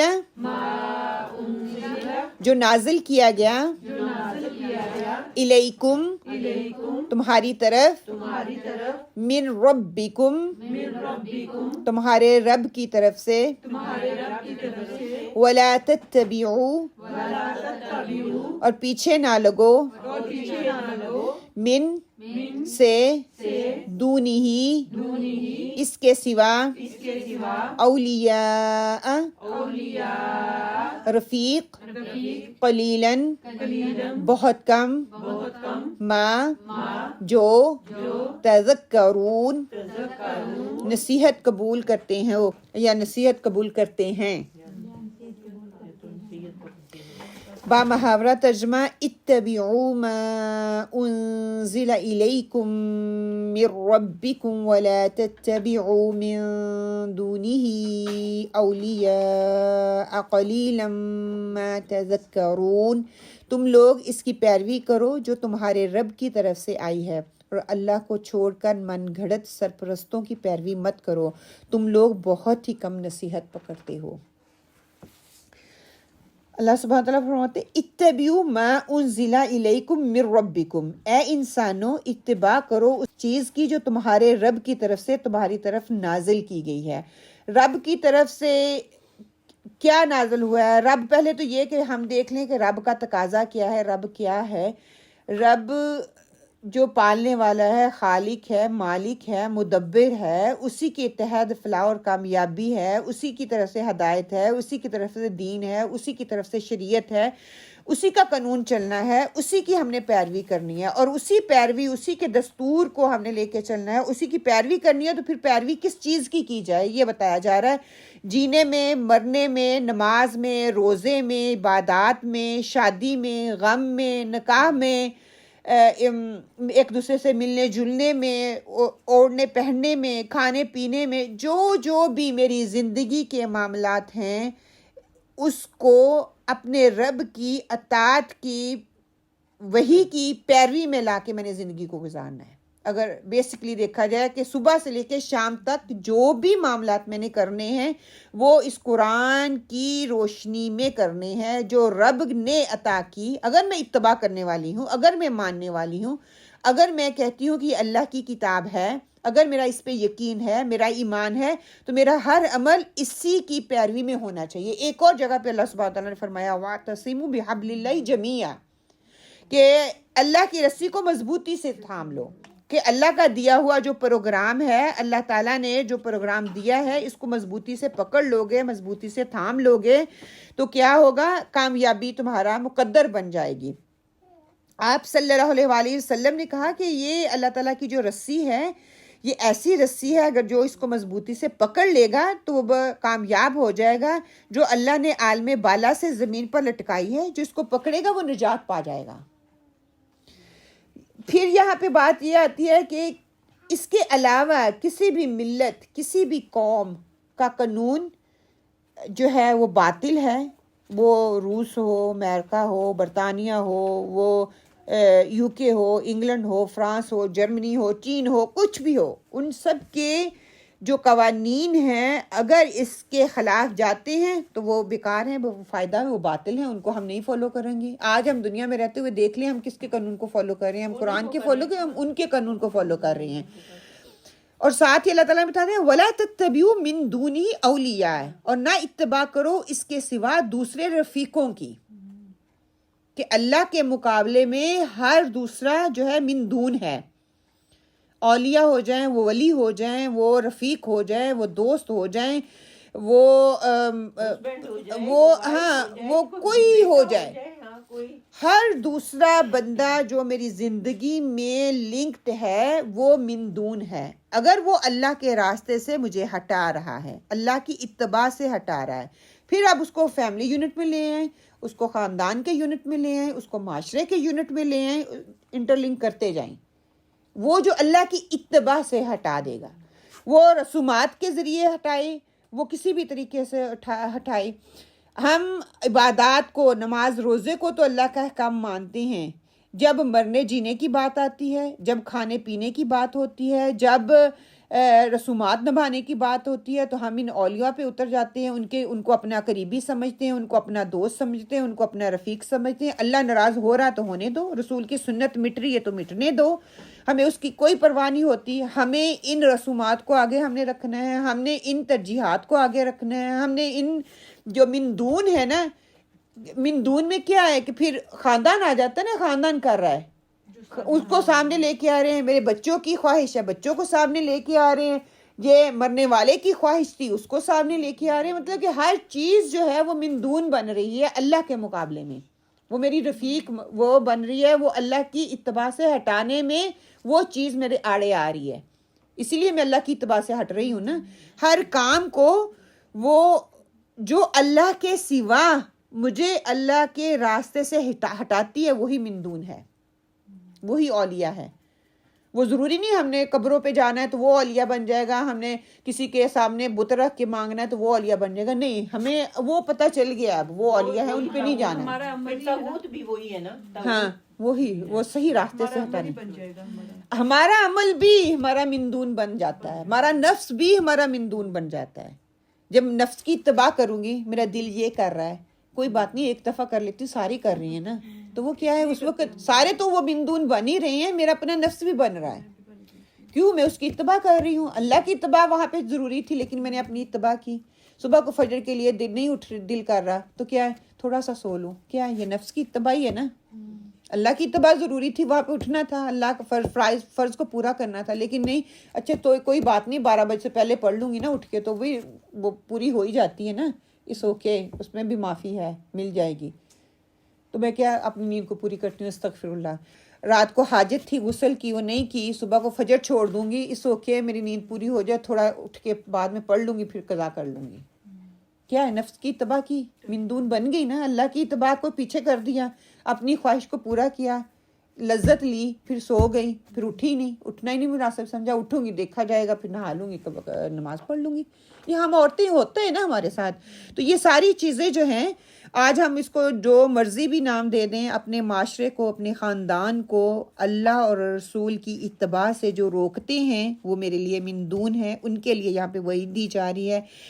اس وقت ان کے عقائد میں کہتے ہیں کہ اس طرح ان کی شریعت میں شرک آ چکا تھا نا کہ وہ کوٹ کوٹ کے بھرا ہوا تھا۔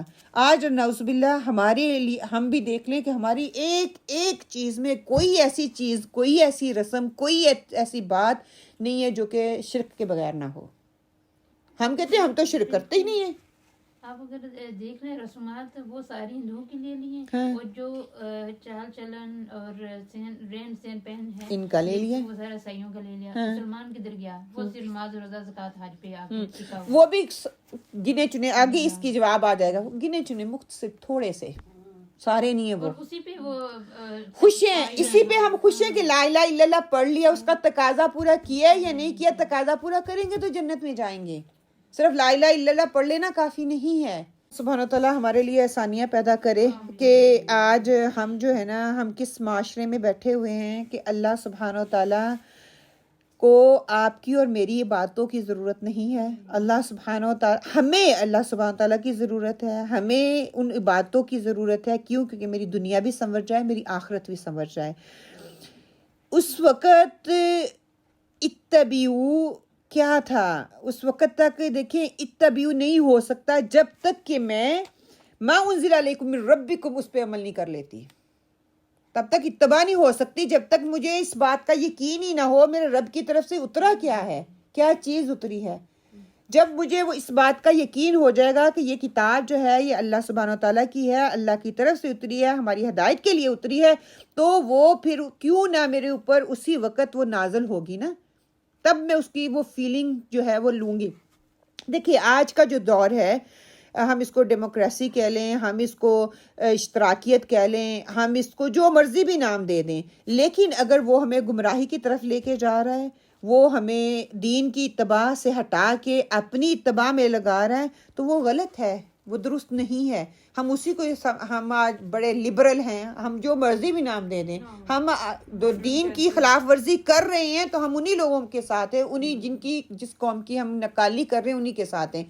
علامہ اقبال کہتی ہیں کہ میرے والد مجھے کہا کرتے تھے قرآن کو تھوڑا ہی پڑھو، جب پڑھو تو اس طرح پڑھو کہ یہ میرے اوپر نازل ہو رہا ہے، اور میرے اوپر کب نازل ہوگا؟ جب مجھے اس کی اہمیت کا اندازہ ہوگا، تبھی یہ میرے اوپر قرآن نازل ہوگا۔ قرآن اس وقت تک میرے اندر نہیں اترے گا، اس وقت تک میرے اوپر نازل نہیں ہوگا جب تک سب سے کٹ کر میں ایک اللہ کی نہیں بن جاتی، سب سے کٹ کر میں رب کی نہیں ہو جاتی، سب سے کٹ کر میں اس قرآن کو لینے والی نہیں بن جاتی، اس وقت تک یہ میرے قرآن اندر نہیں جائے گا۔ کیوں اس وقت صحابہ کرام کے اوپر جب قرآن نازل ہو رہا تھا ان کی کیفیت بدل رہی تھی، کیونکہ ان کی زندگیاں بدل رہی تھی، ان کے قانون میں تھا، ان کو یہ تھا کہ جب تک ہم اس صورت کو، اس آیت کو سمجھ نہیں لیں، ہماری زندگی کا حصہ نہ بن جائے، ہم آگے نہیں بڑھیں گے۔ اور آج ہمیں اس کو اثر ہی نہیں ہو رہا، جتنا بڑی مرضی ہم آیت کو پڑھ لیں، احکام کو پڑھ لیں، سبق کو پڑھ لیں، ہمیں فرق ہی نہیں پڑ رہا، کیونکہ پھر کرنا وہی ہے جو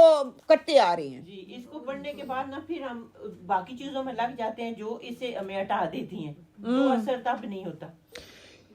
کہتے ہیں کہ دیکھیں اگر صحابہ کرام تو وہ بھی تو باقی سارے کام کرتے تھے، ہاں لیکن ان کا کام اس کو پہلے رکھ کے دیکھتے ہیں، ہم اس کے پیچھے مطابق کر کے تھا، کرتے ہیں نا، نہیں اس کے مطابق یہ تھا، ہے نا، اسی کو نظریہ تھا نا ان کا کہ قرآن اگر اس بارے میں یہ کہتا ہے ہم نے وہ کرنا ہے، تو ہم قرآن کو پیچھے کر کے پھر آگے جو کام کرتے ہیں وہ بعد میں جا کے قرآن کو تو کبھی خیال ہی نہیں ہے کہ اس میں پڑھنے کے لیے رکھا ہے نا، ہم نے اس کو صرف ثواب کے لیے رکھا ہوا ہے اور ثواب حاصل کرتے ہیں۔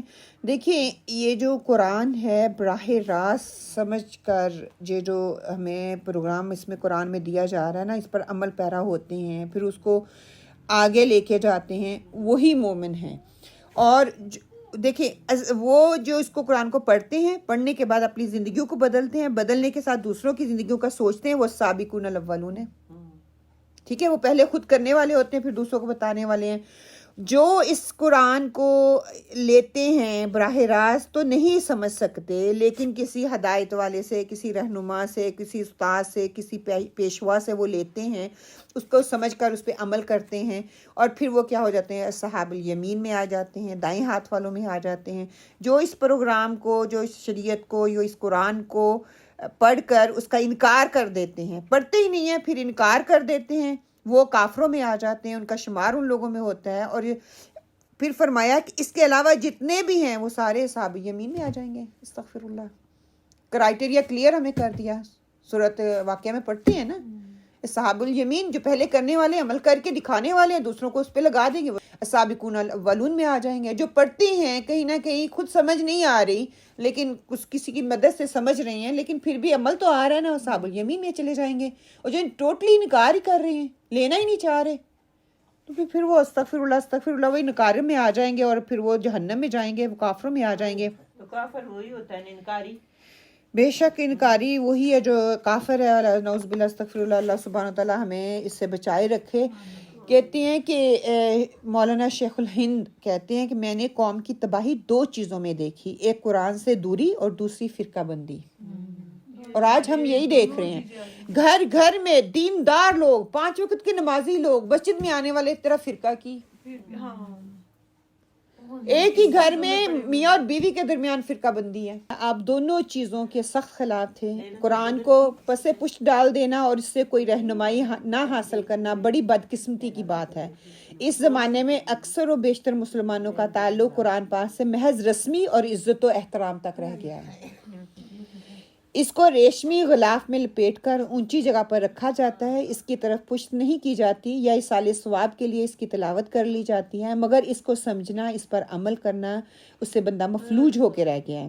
اس طرح فرقہ بندی کو وبا اتنی عام ہو چکی ہے کہ چھوٹی چھوٹی باتوں پر ایک دوسرے کے خلاف جو ہے فتوے دعوے بولے جاتے ہیں، نعرے بازی کی جاتی ہے، بغض اور عناد نے قوم کو تباہ کر دیا ہے۔ اسی طرح ملوکیت میں اسلام کے راستے میں رکاوٹ بنی ہوئی ہے۔ پھر وہ انہوں نے بہت لمبی بات آگے بتائی ہے کہ کس طرح سے بنو امیہ آئے، بنو ابن عباس کے دور میں کیا ہوا، پھر عبد بن عزیز، صلاح الدین ایوبی، محمود غزنوی، جو سارے لوگوں کا انہوں نے ذکر کیا کہ آج انسان صرف انہی چیزوں میں رہ گیا. اس وقت وہ آئے, انہوں نے کیا کیا فتوحات کی, کس طرح اسلام کو تقویت پہنچائی. آج ہم صرف قرآن سے دوری کی وجہ سے جو ہے فرقہ بندی آ رہی ہے نا, قرآن سے دوری کی وجہ سے ہے. قرآن پڑھیں گے تو ان کو خود ہی پتہ چل گیا فرقہ کوئی بھی ہے نہیں ہے, ایگزسٹ ہی نہیں ہے, یہ ہم لوگوں نے خود بنائے ہوئے ہیں. قرآن تو یہ کہتا ہے جی, انہوں نے آ کے روشنی کی نا قرآن کے ذریعے سے ساری دنیا میں, اور ہم نے کیا کیا, قرآن کو چھوڑ کے اندھیرا ہی کر دیا. اور ہم بہت سونے کہتے ہیں بہت ہی کم ہے جو اس سے نصیحت پکڑتے ہیں. سبحان اللہ. آگے اللہ تعالیٰ نے بتا دیا قلیلا ما تذکرون, کہ بہت کم لوگ نصیحت حاصل کرتے ہیں, جس کا نتیجہ یہ ہے کہ دن بدن قرآن سے دوری ہوتی جا رہی ہے. اور جیسے جیسے دوری ہوتی جا رہی ہے اتنا اتنا انسان کا عمل جو ہے وہ دین سے, شریعت سے, سنت سے دور ہوتا چلا جا رہا ہے. دنیاوی کام, شیطانی کام آتے جا رہے ہیں, اور سنت کو جو ہے وہ پیچھے ڈالا جا رہا ہے.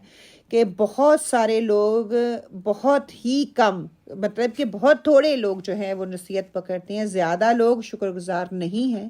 عام لوگوں کی عام نصیحتیں, عام نعمتیں ہوتی ہیں, خاص لوگوں کی خاص نصیحتیں, خاص نعمتیں ہوتی ہیں. الحمدللہ الحمدللہ آج ہم یہاں پہ بیٹھے ہیں تو ہمارے لیے قرآن کو سیکھنا, پڑھنا, سکھانا ایک خاص نعمت ہے. یہ اللہ کا خاص کرم اور فضل ہے کہ اللہ سبحانہ تعالیٰ نے ہمیں اس نعمت سے نوازا ہے.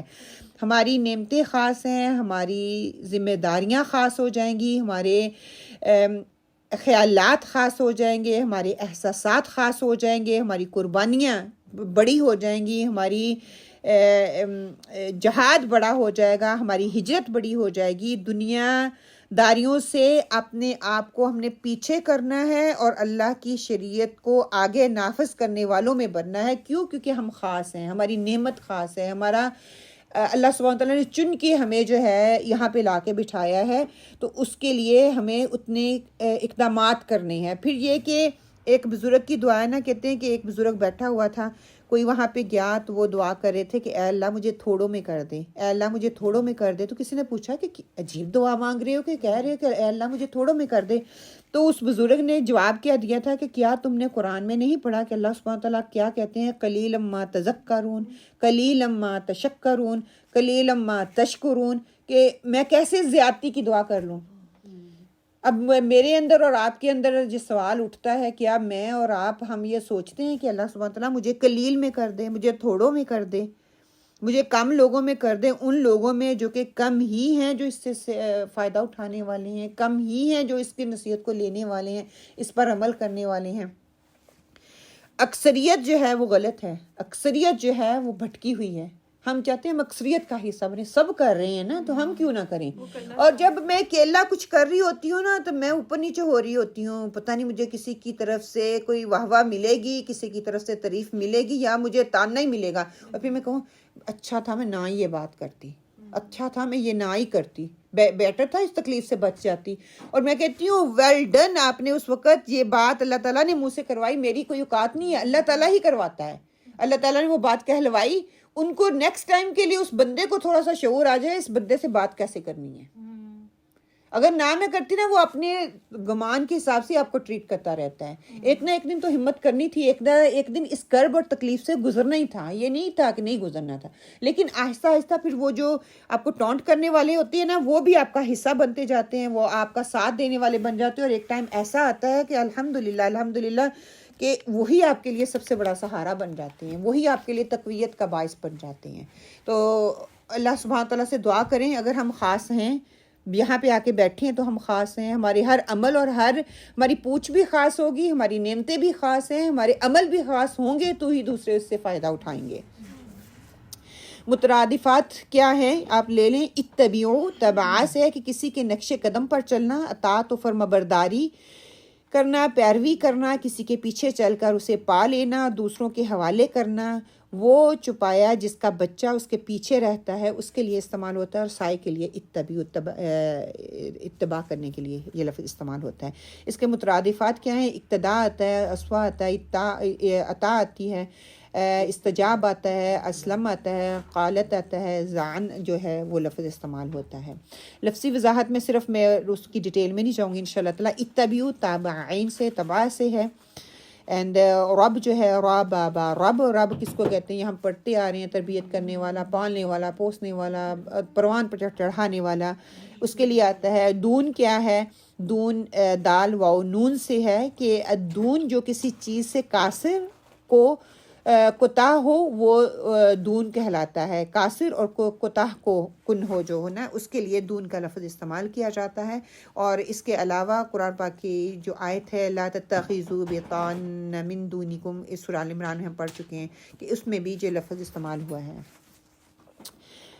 انزلہ نون زالام سے ہے، بلند جگہ سے نیچے اترنا ہے۔ قرآن کے لیے انزلہ تنزیل کا لفظ آتا ہے، تنزیل ہوتا ہے آہستہ آہستہ، انزلہ اوپر سے نیچے اترنا، اس کے لیے کسی جگہ پر ٹھہرنا اس کے لیے آتا ہے، سواری سے اترنے کے لیے آتا ہے، نازل ہونے کے لیے آتا ہے، آپ صلی اللہ علیہ وسلم کی بعثت کے لیے یہ لفظ استعمال ہوتا ہے، مہمانی کرنے، مصیبت اور سخت تنگی اس کے لیے آتا ہے، پاکیزہ اور بابرکت بعام اس کے لیے لفظ استعمال ہوتا ہے، تذکرون ذا کافرا کے لیے آتا ہے، علم کو محفوظ رکھنے والی چیز کے لیے آتا ہے، حفظ کرنے کے لیے آتا ہے، یاد رکھنے کے لیے آتا ہے، نصیحت لینے کے لیے آتا ہے، نسیان کے بعد کسی چیز کو یاد کرنا اس کے لیے آتا ہے، آپ صلی اللہ علیہ وآلہ وسلم کا وصف مبارک اس کے لیے آتا ہے، تذکرے کے لیے آتا ہے، جس کے ذریعے کسی چیز کو یاد دلایا جائے اس کے لیے یہ ذکر جو ہے نا اس کے لیے آتا ہے، اور بار بار نصیحت لینے کے لیے بھی یہ لفظ استعمال ہوتا ہے۔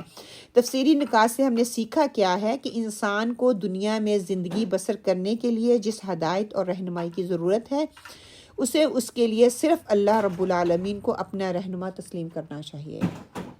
اگر ہمیں رہنمائی لینی ہے، ہدایت لینی ہے، تو ہمیں اللہ سبحانہ و تعالیٰ ہی کو اپنا رہنما تسلیم کرنا ہے، صرف اسی ہدایت کی پیروی کرنی چاہیے جو اللہ نے اپنے رسول صلی اللہ علیہ وآلہ وسلم یا اپنے رسولوں کے ذریعے دنیا میں بھیجی۔ اللہ کو چھوڑ کر کسی دوسرے رہنما کی طرف ہدایت کے لیے رجوع کرنا ایک غلط طریقہ کار ہے جس کا نتیجہ ہمیشہ تباہی کی صورت میں نکلتا ہے۔ استغفر اللہ۔ اکثریت اللہ کو چھوڑ کر کچھ دوسرے اولیاء، دوست، سرپرست بنا کر ان کی پیروی کرتے ہیں۔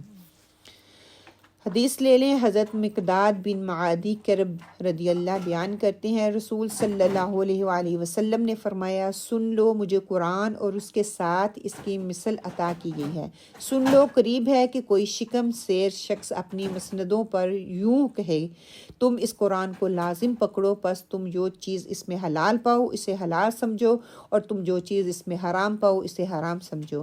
حالانکہ اللہ کے رسول صلی اللہ علیہ وآلہ وسلم نے جس چیز کو حرام قرار دیا ہے وہ ایسے ہی ہے جیسے اللہ نے حرام قرار دیا ہے۔ سن لو، پالتو گدھے، کچلی والے درندے اور ذمی کی گری پڑی کوئی چیز الا یہ کہ وہ خود اس سے بے نیاز ہو جائے تمہارے لیے حلال نہیں ہے، الا یہ کہ وہ خود اس سے بے نیاز ہو جائے تمہارے لیے حلال نہیں، اور جو شخص کسی قوم کے ہاں پڑاؤ ڈالے تو ان لوگوں پر لازم ہے کہ وہ اس کی ضیافت کریں، اور اگر وہ اس کی ضیافت نہ کریں تو پھر اسے حق حاصل ہے کہ وہ اپنی ضیافت کے برابر ان سے وصول کر لے، ان سے مانگ لے، ٹھیک ہے؟ اگر نہ بھی کوئی کرے تو آپ خود کہہ دیں ہاں کہ مجھے دے دو، مجھے میری ضرورت ہے، مسافر کا پتہ بہت زیادہ حق ہے۔ مجبور ہوں، آپ میری مدد کریں۔ ہاں، اور دوسرا یہاں پہ بات کی گئی ہے کہ جو چیز گر گئی ہے وہ ہمارے لیے حلال نہیں ہے، ذمی کوئی گزرنے والے کی، الا یہ کہ وہ آ کے کہے کہ میں اس سے لاپرواہ ہوں، مجھے اس کی ضرورت نہیں، پھر آپ استعمال کر سکتے ہیں۔ اب اس کی ڈیبیٹ بہت لمبی چلتی ہے، آج کے اسکالرز نے کہا جہاں پہ ہم جس معاشرے میں رہ رہے ہیں جہاں پہ پیسے اب 20 پاؤنڈ پڑے ہوئے ہیں، آپ نہیں اٹھائیں، کوئی شرابی اٹھا لے گا، اس کا غلط استعمال کرے گا، آپ بیٹر ہے اٹھا لیں، 3 دن تک 7 دن تک 2 رائے ملتی ہیں، آپ رکھیں، اگر کوئی اس کا ماننے والا نہیں آتا بیچارے کس نے دوبارہ آنا ہے، شاید کوئی میری طرح واپس آئی یا دیکھے جا کے نہیں ملا، اگر تو وہیں پہ پڑا ہوا ہوگا تو وہ اٹھا لے گا جس کی ضرورت ہے، اگر میں اٹھا لیتی ہوں تو پھر یہ ہے کہ اس کو اچھے صدقے وغیرہ میں ڈال دیں تاکہ اس کو اس کا فائدہ حاصل ہو جائے، آپ اپنی ضرورت کے لیے اپنی عام حالات کے لیے استعمال نہ کر لیں۔ باطل پرستی کے محرکات کیا ہو سکتے ہیں کہ قرآن سے دوری، نفسیاتی خواہشات جو کہ آپ کو باطل پرستی کے پہ ابھارتی ہیں چیزیں، نصیحت قبول نہ کرنا، من چاہی رسومات کی پیروی کرنا، اور یہ چاروں چیزیں آج ہمارے معاشرے میں عروج پہ ہیں۔ مجھے نصیحت کی ضرورت نہیں، تم خود کرتے رہو، مجھے پتہ ہے سارا، میرا دل یہ چاہ رہا ہے، میرا دل یہ چاہ رہا ہے، میری مہندی ایسی ہو، میری مائیوں ایسی ہو، میری برات ایسی ہو، میں گیدرنگ نہیں کر رہی، میں یہ چاہ رہی ہوں، میں یہ چاہ رہی ہوں، میرا بچہ یہ چاہ رہا ہے، ایک ہی تو بچہ ہے، مطلب ہر پھر من چاہی رسومات جو دل کر رہا ہے اس سے بھی لے لو، ہندوؤں سے لے لو، انڈیا سے لے لو، ہاں چائنا کی لے لو، سارے جو گھسے پٹے طبقات ہیں ان کی رسومات جو ہے مسلمانوں نے اپنا لی ہیں اور اپنی روایت کو انہوں نے چھوڑ دیا ہے، در بدر پھر رہا ہے، اسی لیے تو آج پستی کا شکار بنا ہوا ہے۔ اور سب سے بڑی بات قرآن سے دوری، اسی وجہ سے وہ ان چیزوں کی پیچھے چل رہا ہے۔ ہم نے سیکھا کیا ہے، اللہ سبحانہ وتعالیٰ نے اس قرآن پاک میں جو احکامات دیے ہیں وہ ہماری بہتری کے لیے ہیں، ان پر عمل کر کے کامیاب ہونا ہے۔ ہم اپنی خواہشات کے پیچھے چلتے ہوئے اللہ کے احکامات کی نافرمانی کرنے لگتے ہیں، نفس کی غلامی کرنا بھی نفس کو پوجنا ہے، من دون ہو جائے گا وہ بھی۔ اللہ کے ساتھ کسی اور کو شریک نہیں بنانا، خواہ ایسا کرنا ہمارے اپنے نفس کی غلامی کے لیے ہو یا ہمارے بچوں کی خواہشات کی تکمیل کے لیے ہو، کہ یہ ساری چیزیں جو ہیں ان سے میں نے بچنے کی کوشش کرنی ہے انشاءاللہ۔ اللہ سبحانہ تعالیٰ سے دعا کرتے ہیں، اللہ سبحانہ تعالیٰ آج جو بھی اس صورت سے پڑھنے کی سمجھنے کی کوشش کی ہے، اللہ سبحانہ تعالیٰ اس کو قبول کر لے۔ اس میں کوئی غلطی کمی اور کوتاہی ہے وہ بشری تقاضا ہونے کے ناطے وہ میری طرف سے ہے، اللہ سبحانہ تعالیٰ اس پہ پکڑ نہ کرے، اللہ سبحانہ تعالیٰ اس کو معاف فرما دے اور ہمارے دلوں سے اس کو معاف کر دے، اس کو مٹا دے۔ حق اور سچ جو بات ہے اللہ تعالیٰ ہمارے دلوں میں اس کو راسخ کر دے، اس کو اپنے عملوں میں لانے والا بنا دے، اور اس چیز کو عمل میں لانے کے لیے اللہ سبحانہ وتعالیٰ ہمیں اچھی صحبت، اچھے لوگوں کا ساتھ دے دے، اپنے گھر میں ہے تو گھر والوں کو ہمارا مددگار بنا دے، کوئی اچھی بات ہمیں معلوم ہے تو وہ اپنے گھر والوں تک پہنچانے کے لیے اللہ سبحانہ وتعالیٰ ہمارے دلوں میں ہمدردی، محبت پیدا کر دے، ہماری زبان میں مٹھاس پیدا کر دے، حکمت پیدا کر دے، دانائی پیدا کر دے، تاکہ جو بات ہم ان کو بتانا چاہتے ہیں وہ ان کے دلوں پر اثر کرے۔ اللہ سبحانہ تعالیٰ اس قرآن کی اس بات کے ذریعے ان کے دلوں کو نرم کر دے اور اللہ تعالیٰ ان کے عملوں کو بدل دے، راہ ہدایت کی طرف لے آئے۔ اللہ سبحانہ تعالیٰ ہمیں نیکیوں کے راستے میں دوسروں کا مدد اور معاونگار بنا دے، مددگار بنا دے، دوسروں کا مدد کرنے والا بنا دے۔